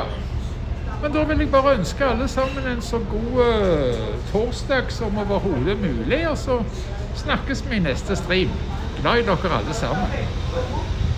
Glad i dere som ser på VOD-en og på YouTube-kanalen til Varel på YouTube. Og vi snakkes i neste stream. Eller dere som ser opptaket. Vi snakkes etter neste stream. Ja. Tar du bilde eller video?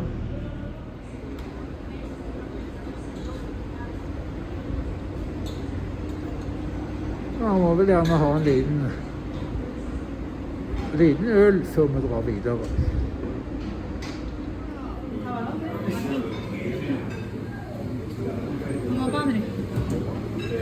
¿Me has dicho té verde o solamente? Un cosito, por favor.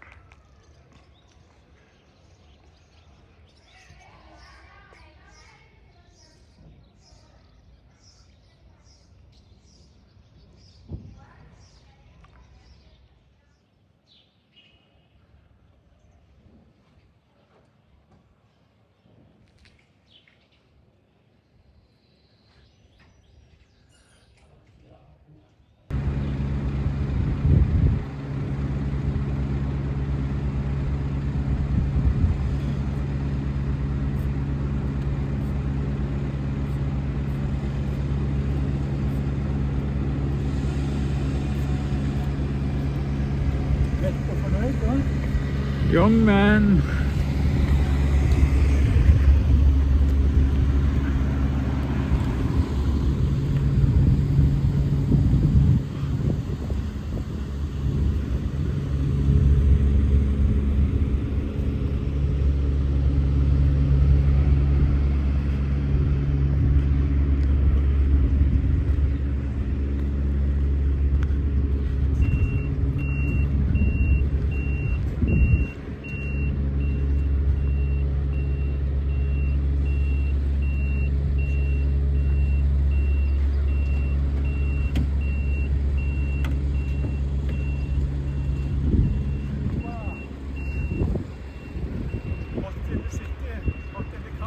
Hot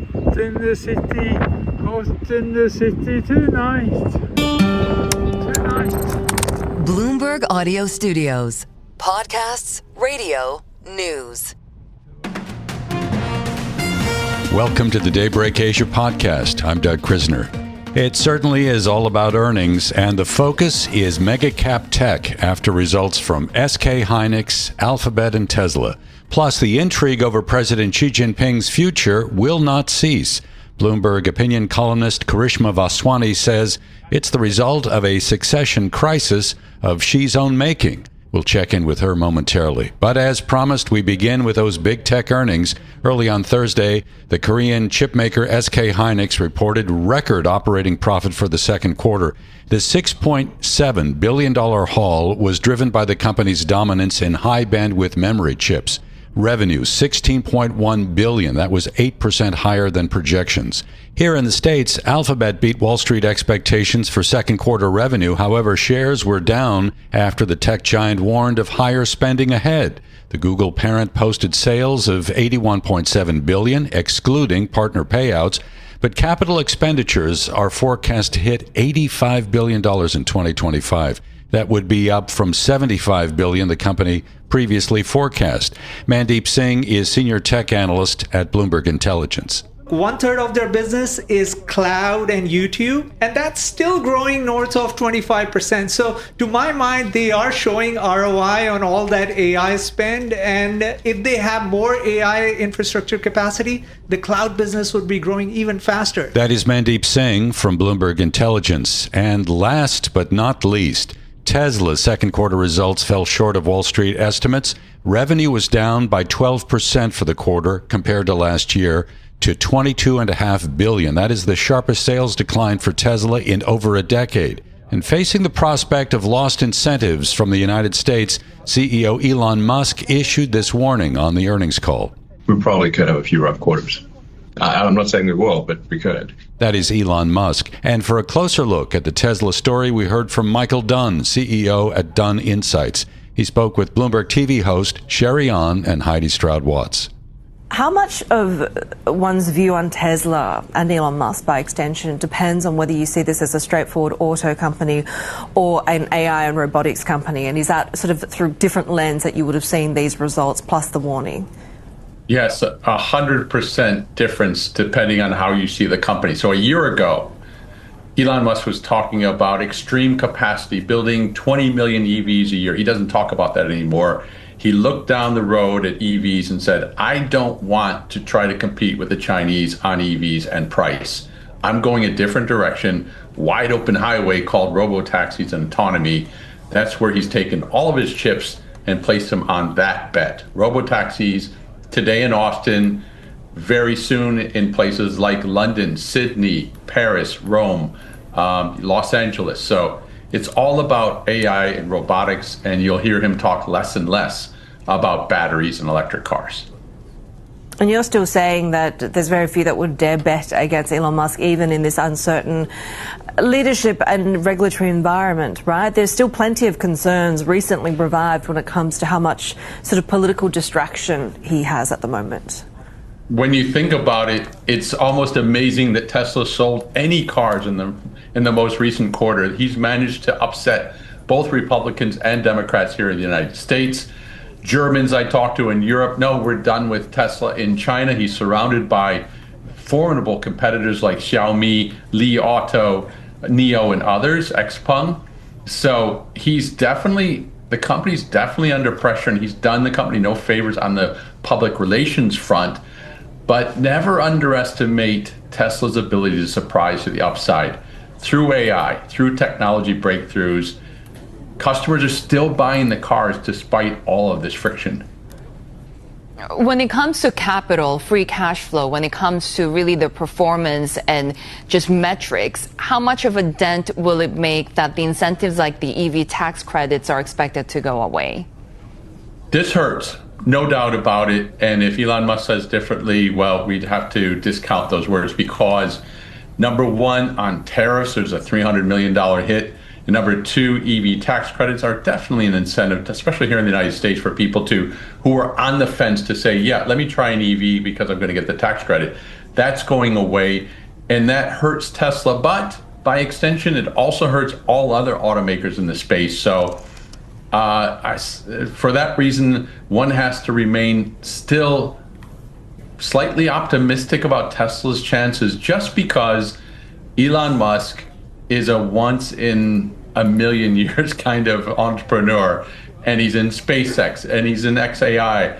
He's doing a lot of things, and it feels like he's a few steps ahead of us. So that's why the stock is still valued up around $1 trillion, much higher than any other automaker, including Toyota, which makes amazing profits that dwarf Tesla's today. So investors are still holding their ground, saying, yeah, we're going to give Elon benefit of the doubt, even though current sales outlook is not strong. You mentioned Toyota. The stock did phenomenally well after we saw that 15% tariff agreement with the United States. How much of a difference does this make for Japanese car makers, especially when it comes to relative competitive edge against other car makers in other regions? Yeah, Toyota and others are popping the champagne today in Japan because they're just delighted with the outcome. You know, keep in mind, Japan sells millions of cars into the United States every year. The U.S. sells a few thousand back into Japan. So the Japanese negotiators would have been worried. Are they going to slam the door shut? Are they going to hit us with super high tariffs? That was not the outcome. And as a result, Toyota and Honda and other Japanese automakers are feeling really good today. Michael Dunn, really good to have you with us, CEO of Dunn Insight.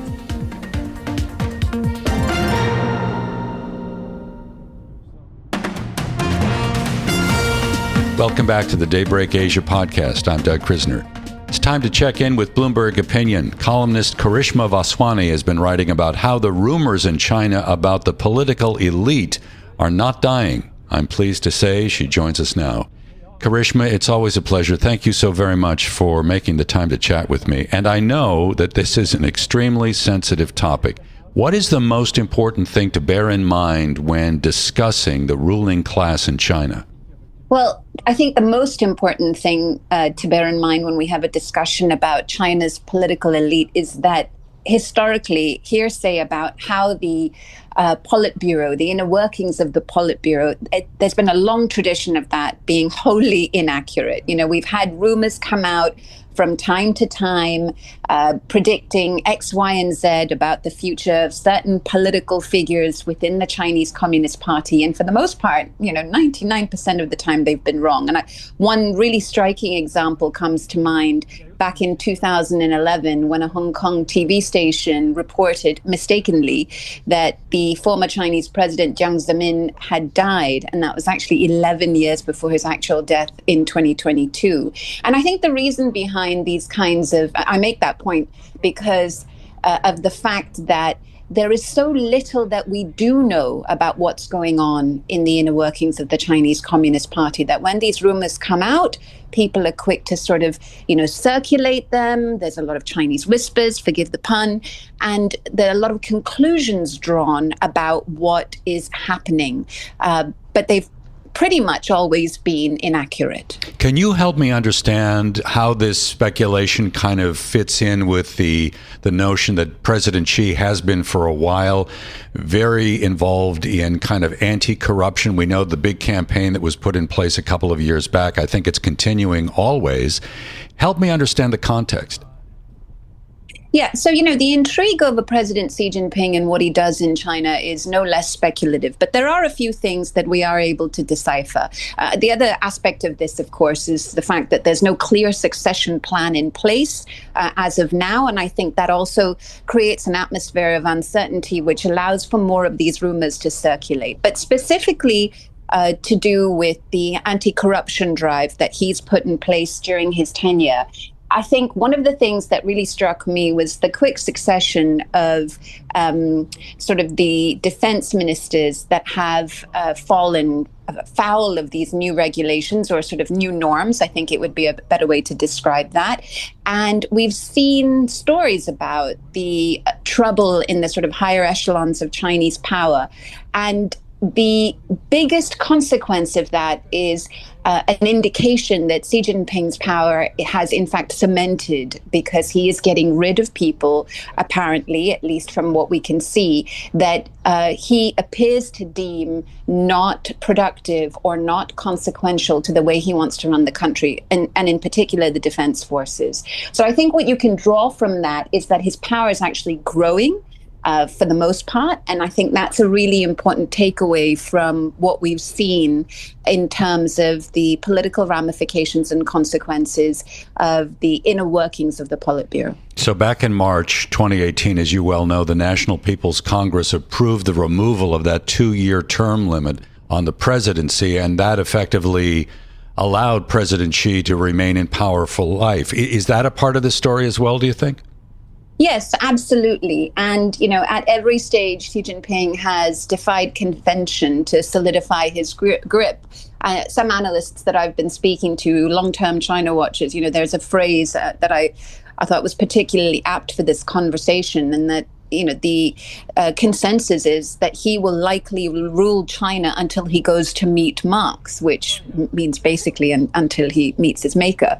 And what has been really evident is that he's been successful in doing this, which goes to show that the alliances that he's made or the people that he's removed from power, at every stage, the strategy has appeared to have worked. And that's despite the fact that, the economy has been in a weak spot. That's despite the fact that he is fighting this trade war with Donald Trump, and that, people in the country are definitely feeling the impact of what higher tariffs could mean for them and their businesses. He seems to have consistently just been able to cement and solidify his grip on power, even going so far as to rule past the retirement age of 68, ignoring previous norms that have indicated leaders of that age or older should retire. So that's a great point. Do we need to consider his age in this? And I'm wondering whether we need to also consider what the aspirations are of the next generation. It's hard to say at this moment, given the fact that all of these rumors are still circulating. One of the things that I found really interesting in my research for this column was the fact that there's been a revival of the Cold War era practice of something called Pekingology, which is effectively just reading the tea leaves from the party's inner circle. And people that are, based in China will tell you as well that reporting on what's going on there has become a bit of sort of a black box, because it's so hard to decipher or to get concrete information about what's happening on the ground. But I think what that shows is that we will continue to have these sorts of rumors going forward, and for the most part, none of them will be true. Can you give me a sense of how this is being presented to citizens in China vis-a-vis state media?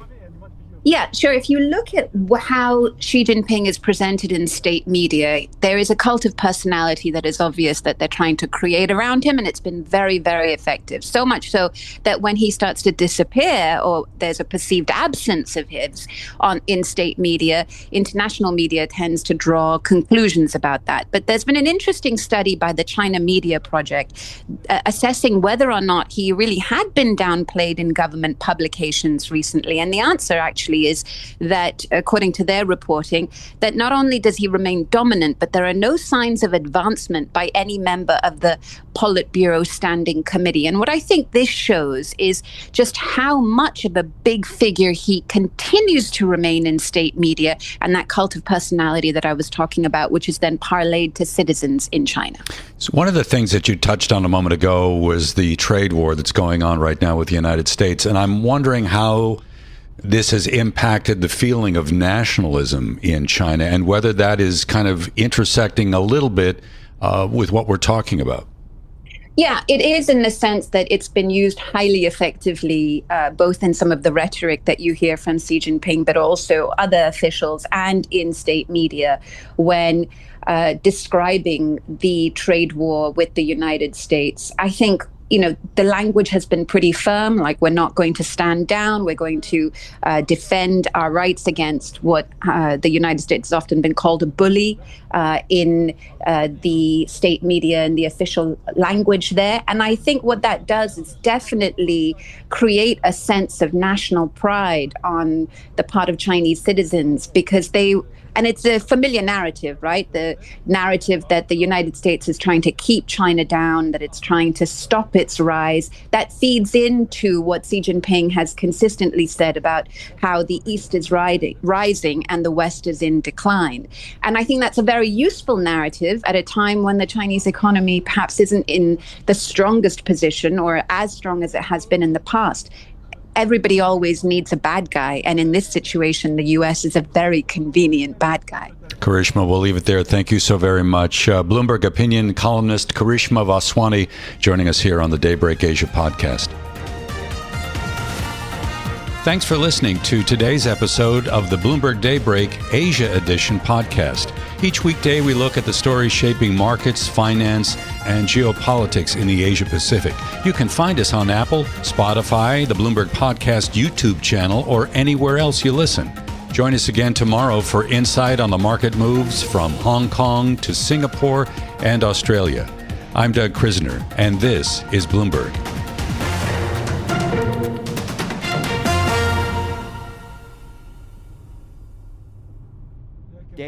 Dave is next up on PTL. Hey, Dave. Hey, can you hear me, Brian? Yes, sir. Go right ahead. Thank you. This question I had for you was actually more for Parker, because I've been on hold and I didn't know he had to go. So I guess I'll just ask the question to you.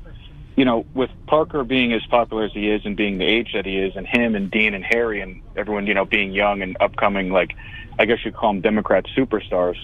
And this is, again, more for Parker, but in your estimation, do you really think that those kids are actually going to be able to draw in all the young male voters that the Democrats lost last year in the election?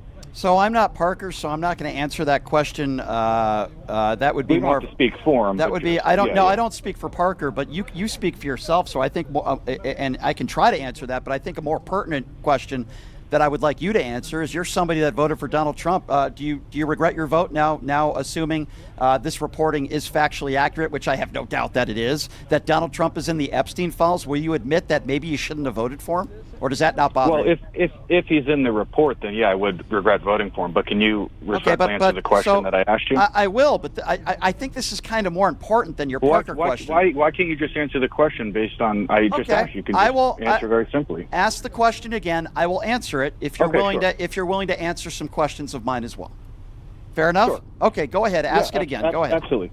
My point is last year the Democrats lost a ton of young male voters. They even openly recognized it, and they started to campaign and put a ton of money into trying to get them back. Yeah. My question to you is, do you think guys like Parker, Dean, Harry, and all those kids are actually going to appeal to regular voters who aren't necessarily Republican or Democrat, but just voters? Do you actually think that those kids are going to draw in people who... Well, first of all, the millions of followers that they have are not all people under the age of 30. In fact, you just listen to people that call into this show, some they're 50s, 60s, and 70s that love what Parker does. So that's proof right there. I would say absolutely 100% the answer is yes. There weren't enough people that were that prominent maybe even a year ago. Yes, I think the more young people like Parker and Adam Mockler, who does this show a lot, who just recently signed a deal with Midas Touch.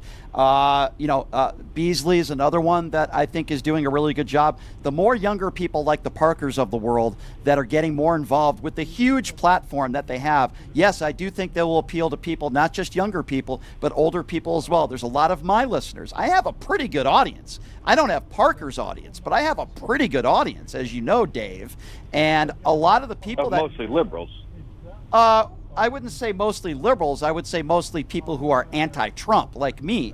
I don't do a survey of are you liberal. There are some MAGA people that call in as well. But you're asking me whether they're liberal or not doesn't matter. You're asking me will they appeal to an older audience? They already are. I mean, no, I didn't say older audience. I'm saying the younger male, primarily male audience, because as you know, a lot of young males are shifting right, and a lot of young females are shifting left. Yeah, I understand, Dave. I understand what you're saying, Dave. That's the way I would answer that. I'm not asking you a gotcha question. I'm asking I don't think sincerely. it is. I'm sincerely giving you an answer. I don't think that's a gotcha question. I would say the answer is yes, and I certainly gave you my reasons why. Okay, Dave. So I answered your question best I could. And listen, when Parker comes back on the show, you're welcome to call back and you could ask him that yourself, because I believe Parker will come back on. But Dave, I did, and I wanted to pick his brain. I understand. Really you'll have the opportunity to do that. I promise you that, because I can tell you Parker will come back on sometime down the road. So Dave, you and I both know the Wall Street Journal is not going to put this out and lie. They're not, it would totally ruin their credit. And by the way, this is not a liberal publication. Donald Trump has already threatened to sue them. You know, Murdoch is not a stupid guy, okay? They have the information that Donald Trump was told back in May that the DOJ told him that multiple times he is in the Epstein files. Now, assuming that that's true, let's just assume that that's true. I think that's a very fair assumption. Are you willing right now on this show to say, geez, as much as I'm not a Democrat and as much as I didn't support Kamala Harris, I probably made a mistake voting for the guy that's in the Epstein files. Are you willing to admit that now, Dave? On the assumption that it's true, sure. You think there's a chance that the Wall Street Journal is just lying about this and this is totally fabricated? You really believe that? Well, first of all, I haven't read this because you said it just came out. It's on every. I don't know what. Dave, I understand. It's on every single publication right now, even Fox News. I can't speak to it because I haven't looked at it. Okay, well, you don't have to speak to it. I'm telling you right now what the reporting is from the Wall Street Journal. I'm telling you word for word based on Fox News, CNN, MSNBC, every outlet that's reporting on this, that the DOJ told Donald Trump that his name is among many in the Epstein files. His name is mentioned multiple times, and they told him back in May. Are you willing to admit that you probably made a mistake voting for this guy? He's in the Epstein files, Dave. Come on, man. Come on, Dave. I just told you, if he's in the Epstein files, then yes.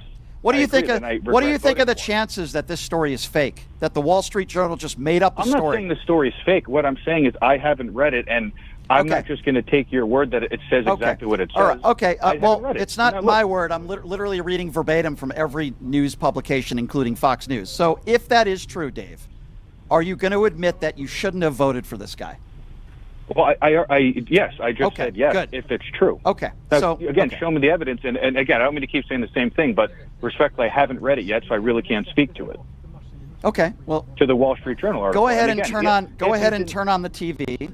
It's on every single national news network. It is a huge story. The Wall Street Journal put out this article saying that the DOJ told Donald Trump that he's in the files back in May. If the Wall Street Journal, hypothetically speaking, which I don't believe they are, but if this was a made-up story and a lie, the Wall Street Journal would no longer exist.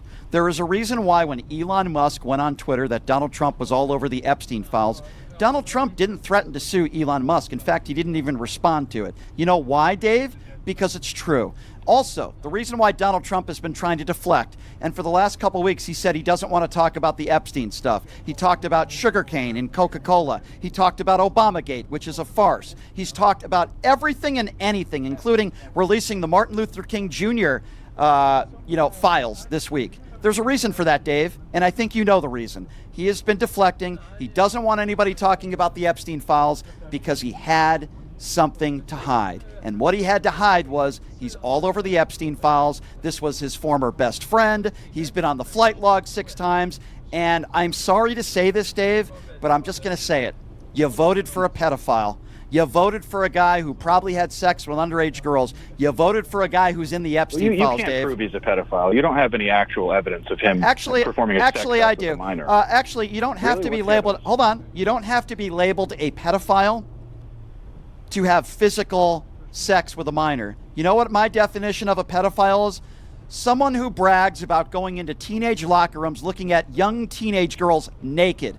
That is the definition of a pedophile. He did it on the Howard Stern show. You knew about it, and you still voted for him. Wait a second. Is that the definition, or is that Brian's definition of what a pedophile is? So somebody who is... Let me ask you a question, then, since you don't think that's a pedophile. Let me ask you... No. I want to ask you a question. Somebody who is sexually bragging about looking at a bunch of 14 and 15-year-old girls undressing naked without their permission. Now, you tell me, what would you label that as? Well, I mean, again, I'd have to see actual You would have to see actual evidence. Donald Trump admitted to doing that on the Howard Stern show. Stop it with you'd have to actually see evidence. And I have yet to see any young girls come out and say yes. There have been 3 girls. There have been 3 women. You could look this up yourself. It's funny how you don't know what I'm talking. Yeah, really. Look it up. You can Google it. There have been multiple women. There have been. Now they're women, dude. They were teenagers back then. So you're saying they were girls then? Well, yes. You'd have to tell me the age. And you'd also, and again, then formal charges should be filed, and for whatever reason they haven't been, likely because there's no significant evidence. I'm not saying he's not in the files. I'm saying just show me Donald significant Trump, evidence. Would you say it's significant evidence when Donald Trump admitted to going into a teenage girl's locker room on the Howard Stern show and bragged about it sexually? You don't think that's evidence? Was Donald Trump just lying? By the way, there are multiple women who have come forward that said when they were younger in this pageant, he went in there without their permission and they felt very uncomfortable. I'm not sure what more evidence you need. Why do you continue to defend this guy who's in the Epstein files? I'll explain. Because accusing someone of being a pedophile is one of the most, intense accusations. What would you say about all the people who called Joe Biden a pedophile? I would say that there was no evidence to substantiate that. Yeah, well, guess what? We have evidence to substantiate the fact that Donald Trump is a pedophile. He bragged about looking at teenagers. Yes, I do. He bragged about. Well, if there yes, was I do. Evidence, he would have been charged. Yes, I do. Years later, he bragged about it. Okay, you see, years later, he bragged about going. Isn't that convenient? He wasn't charged because there's not a significant amount of evidence. So if somebody isn't evidently charged, it wasn't significant enough for him to get charged. I see. So do you think Bill Cosby's a rapist? I mean, I haven't really paid attention to it, but I do believe so. Yeah. You do believe so. How many times has Bill Cosby been convicted of rape? I don't know. I didn't. You don't really know. pay attention You to don't his know. case. You didn't pay attention to it. Okay, I'm just proving the point that what you're saying has no credibility to what you're saying. What do you mean no credibility? I didn't follow Bill Cosby. What does that have to do with anything? Okay, well, guess what? Just because Bill Cosby wasn't convicted for 100 or 200 rapes doesn't mean he's not a rapist. And just because Donald Trump wasn't convicted of having sex with underage girls doesn't mean he's not a pedophile, Dave. You keep making excuses, and you keep saying, well, I didn't read that. Oh, I didn't know about that. I'm saying show me significant Donald Trump, evidence. If the evidence was why won't Donald enough, Trump? they would have tried him. Why won't Donald Trump release the Epstein files? Why do you think that is, Dave? Use your brain for a moment. Why has he been deflecting for the last 2 weeks? Why do you think that is, Dave? Well, it's pretty obvious because him and a ton of people are likely in it. There you go. Until you can prove it. So Donald Trump is likely in it. I would agree with that based on the Wall Street Journal reporting. So would it likely be the case then that you made a mistake voting for this guy since you believe if he's likely proven to be in it? Right. Okay. You keep saying that if he's proven right. to Well, be I'm in sure. it. Well, listen, Dave. I'm sure the Wall Street Journal is lying. I'm sure everybody else is lying. I guess we're going to play some audio for you. I don't know what audio it is, but I guess we're going to be playing some audio for you right now because Donald Trump. Okay. Last week, there's an audio clip of him talking about the meeting he had with Pam Bondi. Here's what he had to say about it. I guess. Well. The Attorney General briefed you on the DOJ and FBI review, the findings of that review. The Attorney General briefed you on that. What? On the DOJ and FBI on what? review. On what subject? Epstein. Okay. On Epstein, of the review of the files. Attorney General Pam Bondi. A very quick briefing. Did she tell you, what did she tell you about the review? And specifically, did she tell you at all that your name appeared in the file? No, she's given us just a very quick briefing. And in terms of the credibility of the different things that they've seen, and I would say that, these files were made up by Comey, they were made up by Obama, they were made up by the Biden, we went through years of that with the Russia hoax, with all of the different things that we had to go through. We've gone through years of it, but she's handled it very well, and it's going to be up to her. Whatever she thinks is credible, she should release. Yeah, but apparently what's not credible is the fact that he's in the files. Did you see the way he answered that question? That should have told you alone that he has a lot to hide. Okay? He's in the Epstein files. He was briefed on it. He was told back in May by the DOJ, according to the Wall Street Journal reporting. So Parker has agreed to take some phone calls. And this might be a little bit different than Parker than what you're used to, because you're constantly debating people that disagree with you. And I would imagine some people that really don't like you. A lot of my listeners are huge fans of yours. So what I want to do is I want to open up the phone lines, as long as everybody's respectful, which I'm sure they will be, to be able to ask Parker some questions. Number to call 702-221-7283. And again, that number, here's your opportunity to speak to Parker directly. He's nice enough to be sticking around for a little bit and take some phone calls. 702-221-7283. So Parker, before we get to the calls, I always like to ask certain people this question. I actually asked Destiny this question yesterday. I want to ask you the same question. In a PG-13 way, like if you had the opportunity to speak to Donald Trump right now, you would have the opportunity to sit in a room with him with no cameras, nobody else around, and you just had the chance to say whatever you want to him. You could ask him whatever you want. What would you say to Donald Trump right now? I think I would ask him about the Epstein files. Like if I could get like an actual response, like, or is it like I expect any type of response that he would typically give to like the public? That's interesting. Yeah, I get a lot of different responses from a lot of different people, but that would certainly be a question that I would absolutely like to ask him. And I would say, do you really believe that you won the 2020 election? Because Parker, I think he knows he lost. Yeah, or I would ask him like if I'm getting like a genuine response, I might ask him like, do you actually support the violence on January 6th, or what are the reasons why you are pardoning them? Like, was that specifically your determination, or was that the determination of someone else? Because realistically speaking, all right, they tried to play off this narrative that, oh, I was just wanting it to be peaceful. But then you can't say you just want it to be peaceful and then pardon and condone, right, the violent rioters, right? After they literally did they talk so much about how there were violent riots happening relating to like the BLM protests and stuff like that. But then immediately when it relates to their political violence, they condone it and they pardon it. That's ridiculous. Yeah. They're hostages and they're patriots if you beat a cop on January 6th. But if you key a Tesla, lock them up in jail and throw the key away. It really is absurd. All right, Parker, our phone lines are jam-packed. I'm not surprised. There's a lot of people that want to talk to you, and thank you for doing this, by the way. Let's start off with Efren. Efren is first. Hey, Efren, you're on with Parker. Go right ahead. Hi. Hello, what's up? I don't know if you remember me. It was like a whole year ago this conversation happened. We had run the vegan argument, named the trait, and a conservative bit the bullet and said he would be okay with unaliving people that were mentally disabled. And we had canceled him over that. But I believe recently, in your response to like what separates us between like animals and humans, you had said, I provide the conjunction of human with past or present subjective experience. I value animals, but it's very distinct from the value I place on human beings, because human beings are species that meet a particular threshold of rationality, which sounds similar to the answer the other person gave. So, like, what is that threshold of rationality that humans are meeting? Yeah, so you're referencing older millennial, who's like a MAGA grifter who said it's okay to throw mentally disabled people off a mountain. So like, I just want to clarify, like when I'm saying that the species is granted, when I'm speaking into it, it like reduces the volume on my mix amp. So like what you're talking about is the meeting a particular threshold of rationality. It means that a certain percentage of our species meets the condition for rationality. Therefore, we'd grant every sentient member of the species value, because it is the case that it's a conjunction of traits. So, I mean, I'm not saying that like other sentient beings don't have any moral value. I actually place a hell of a lot of value on other sentient beings. I'm very open to vegan ethics, and especially, but like my view is something a vegan can actually accept themselves, right? Like just because it is the case that you're vegan doesn't mean that you believe that humans have the same level of value as every other sentient being. Like you can still see a distinction in value amongst humans and non-human sentient beings, but then also say that you're vegan.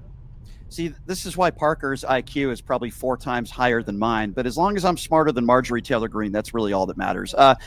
Thank you for the call, Efren. 702-221-7283, the number to call. Let's go to Shelly. Shelly is next up on PTL. Hey, Shelly, you're on with Parker. What's going on? Hey, Brian. Hey, Parker. I watch you as long as I can every day because I'm on the East Coast in, guess what state? West Virginia. But no, you, Brian, Dean, and the Midas Touch is what I watch every day. And you are so smart. I'm 57, and I don't have that many brain cells, honey. I'm losing them every day because of the MAGA supporters I debate. What, honey? I said I'm losing them every day because of all the MAGA supporters I debate. No, you're not. No, you're not. Well, thank you, Shelley. I concur with you, Shelley. Parker's awesome, and we appreciate you calling in. And maybe this is a nice change for you, Parker. Once in a while, it's nice to get some compliments with all these MAGA idiots that you have to speak with every day. 702-221-7283. Let's go to Brett. Brett is next up on PTL. Hey, Brett, you're on with Parker. Go right ahead. Hey, what's up, fellas? It's pretty wild to talk to both of you. It's like my world's colliding here because I watch Parker every day, and I just wanted to call in and say, like, I'm so happy that Parker and Dean do the show that they do because I think the younger generation gets a really bad rap, and I think that that those guys blow away the stereotypes. And I'm 54 years old, and it's a very trying time for our political climate, and these guys do such a great job. And I just want to say I'm so proud that you guys do what you do. And Brian, I always love your show, and I just wanted to say continue to cook these guys, and I love the show. And that's about it. Thank you, my friend. Thank you so much. Those are really nice comments. By the way, don't be afraid to ask Parker a question. He'll answer just about anything. 702-221-7283. Let's go to Dave. Dave is next on PTL. Hey, Dave, what's going on? Hey, how you doing? Thanks for taking the call. Hey, Parker, I watch your show. I'm a good listener. So I have a good question for you guys. First thing, I want to thank you guys for having all these special guests on your show. All right. So far, so good, right? And the more that you guys, like, maybe you'll have, who knows, Brian on your show, Parker, and whatnot, and so forth. The stronger, the more guests that you have on each other's show, the more the Republicans get really pissed off, when they see that, because that means that they're scared of the midterms when you see all these guests coming on each other's show like that, and they're really pissed off when they see that. But I have a good question for Parker, though. Okay, go ahead. I got a good question, Parker. Go ahead. No, go ahead. Ask Parker. Yep. Parker, you have another person that you actually know, right? A friend of yours that's on the show, right? Do you mean Dean? Dean. I saw Dean. How's he doing? Because his heart fluttered. Remember, he was on the air. Mm-hmm. How's he doing? He's been doing a lot better since then. Fluttering heart. Yeah, he's actually been in LA here recently, so I got to see him here recently. He's been a lot better since that happened, but yeah, he on live before almost had a heart attack. He had a flutter relating to his heart, and he had to get that checked out. That's definitely something to be worried about and to be concerned about. It's actually not common very much for especially for men his age to have that type of response, at least to my understanding. So definitely something to be concerned about and to keep looking through. And always on standby. Like my parents are both medical professionals. I can always message them and whatnot, and he always has a direct contact to them as well. And also medical professionals he knows as well. Glad he's doing better. Yeah, I did hear about that as well. Thank you for the call, my friend. All these compliments are making me very uncomfortable. 702-221-7283. Let's go to Dave. Dave is next up on PTL. Is Dave next or no? We just had Dave. Let's go to Peter. Peter is next on PTL. Hey, Peter, you're on with Parker. Go right ahead. Yo, hey, Brian. Hey, Parker. Hey. What's up? Hey, first of all, Parker, we need a shirt that says, "It is the case." Putting it out there right now. Yeah, if you don't know, that's something I say on my live all the time, and I've been limiting how much I've been saying it recently. I say "it is the case" all the time, like when describing things. That's kind of like we need a hat or a shirt with that saying. That's kind of like me. I call people buffoons all the time, so I made a shirt on my website. Don't be a right-wing buffoon. I'm sorry. Go ahead. I just want to say real quick. I'm 33. I'm a manager in the automotive industry, service manager. I take pride in being able to affect some of my team members because I do manage and work with multiple generations, and that's just 15, 16 people. I just want to know, at your age, how often, if any, do you just take a step back, take a moment, and kind of think about the influence that you have over so many various, or so many different generations, different age groups, different demographics, especially the ones where you're like literally altering a whole perspective of like the MAGAs and the people that disagree with you. Like that's a huge impact. And especially, like I said, 23, 22, I wasn't thinking about, any kind of influence that I had on anybody at that age. So how often do you, if at any point? I all the time. I almost I want to say it's almost to an obsessive degree that I constantly am thinking about like the influence that I have over people and how best I could influence people in a positive direction all the time. And, that's an aspect of my own perfectionism that I've had to address, and, things that I'm deconstructing myself in terms of like, going to therapy for, which is actually what I'm doing right after this. Right. I think it's incredibly good for men to go to therapy. It's something that, I wasn't, accustomed to wanting to do before. I thought I didn't need. But due to, things that were happening in my life, and the level of stress that I was undergoing, especially even relating to like, what I'm doing on the internet, I thought it was really important to be able to have that type of outlet for myself. So I want to say all the time, I'm constantly thinking about how I'm influencing people, and especially being grateful for like the privilege that I have to be able to be in such a position, to be able to influence so many people in a positive direction. I seriously am incredibly grateful every single day. I think about it all the time. And I just I genuinely, I can't even believe everything that's happened in my life. It's really surreal. Yeah, and you deserve it. I have to share this breaking news with you, Parker, before we get back to the phone calls, because this is big. The Wall Street Journal is now reporting that the Department of Justice told Donald Trump back in May that his name is in the Epstein files. What's your reaction to that? I want to say that I'm completely shocked. I'm shocked I'm more shocked that the information is coming out right now. I'm not as shocked that he's on that, because I would have expected. He was telling people within the government to mark off all of these times where he's mentioned. He's also was best buds with Epstein for a really long time. I'm honestly not surprised, but this should be surprising for some of the Trump supporters that thought, no way, he's on it.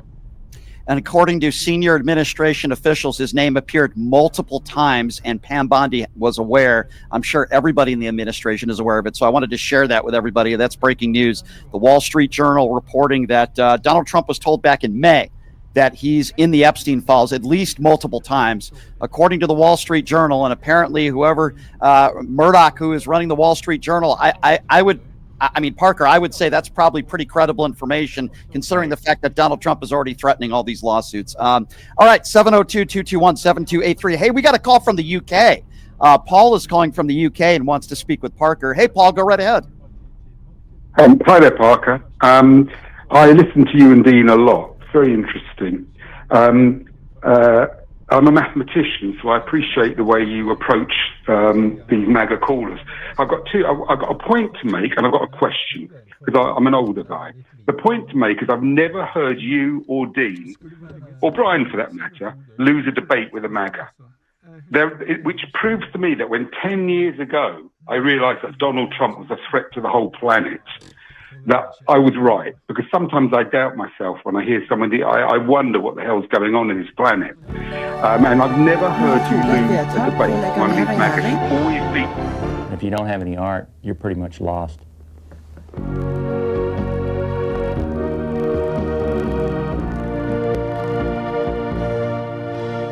And every American should be okay with deporting people who are criminals and who are dangerous and here illegally. But that is not what the Trump administration is prioritizing. They have reallocated funds meant for the deportation of criminals to the deportation of farm workers, to people who are showing up to immigration hearings. They show up to their hearing and they get directly targeted. ISIS camping there. Or what about the 82-year-old who his family was told he was dead and he was found in Argentina? Kristi Noem is giving a pathway for the illegals to become citizens. They're saying, here's $1,000, deport yourself, come back in the right way. Look, my husband had to do it. My husband had to wait. We waited 9 years for his green card, and he just got naturalized last November. Why do we have to wait in line? Why do these guys just bum rush in and get all our benefits? What this does is disincentivize people from going to the courthouse and following the proper procedures. And part of the reason they're being so aggressive is because of this arbitrary quota set by Stephen Miller, 3,000 a day, meaning people who are going to courthouses, being detained, being deported. Again, workers, people who are contributing to this country. So do you think it's okay when somebody who is following the proper processes is then kind of like hoodwinked? Not if they came in here illegally in the first place, right? It's not. Why didn't they apply? They came through asylum process. But that's the thing. That's the thing. Well, they're criminalizing asylum. That's what's happened, right? Yes. Trump is criminalized. Oh, no. Yes, actually. There are also hundreds of thousands of people who had temporary protective status that were overnight had their status revoked. So they're doing the reverse of what Angie was saying by giving a path. They're actually removing the path for people that are already here.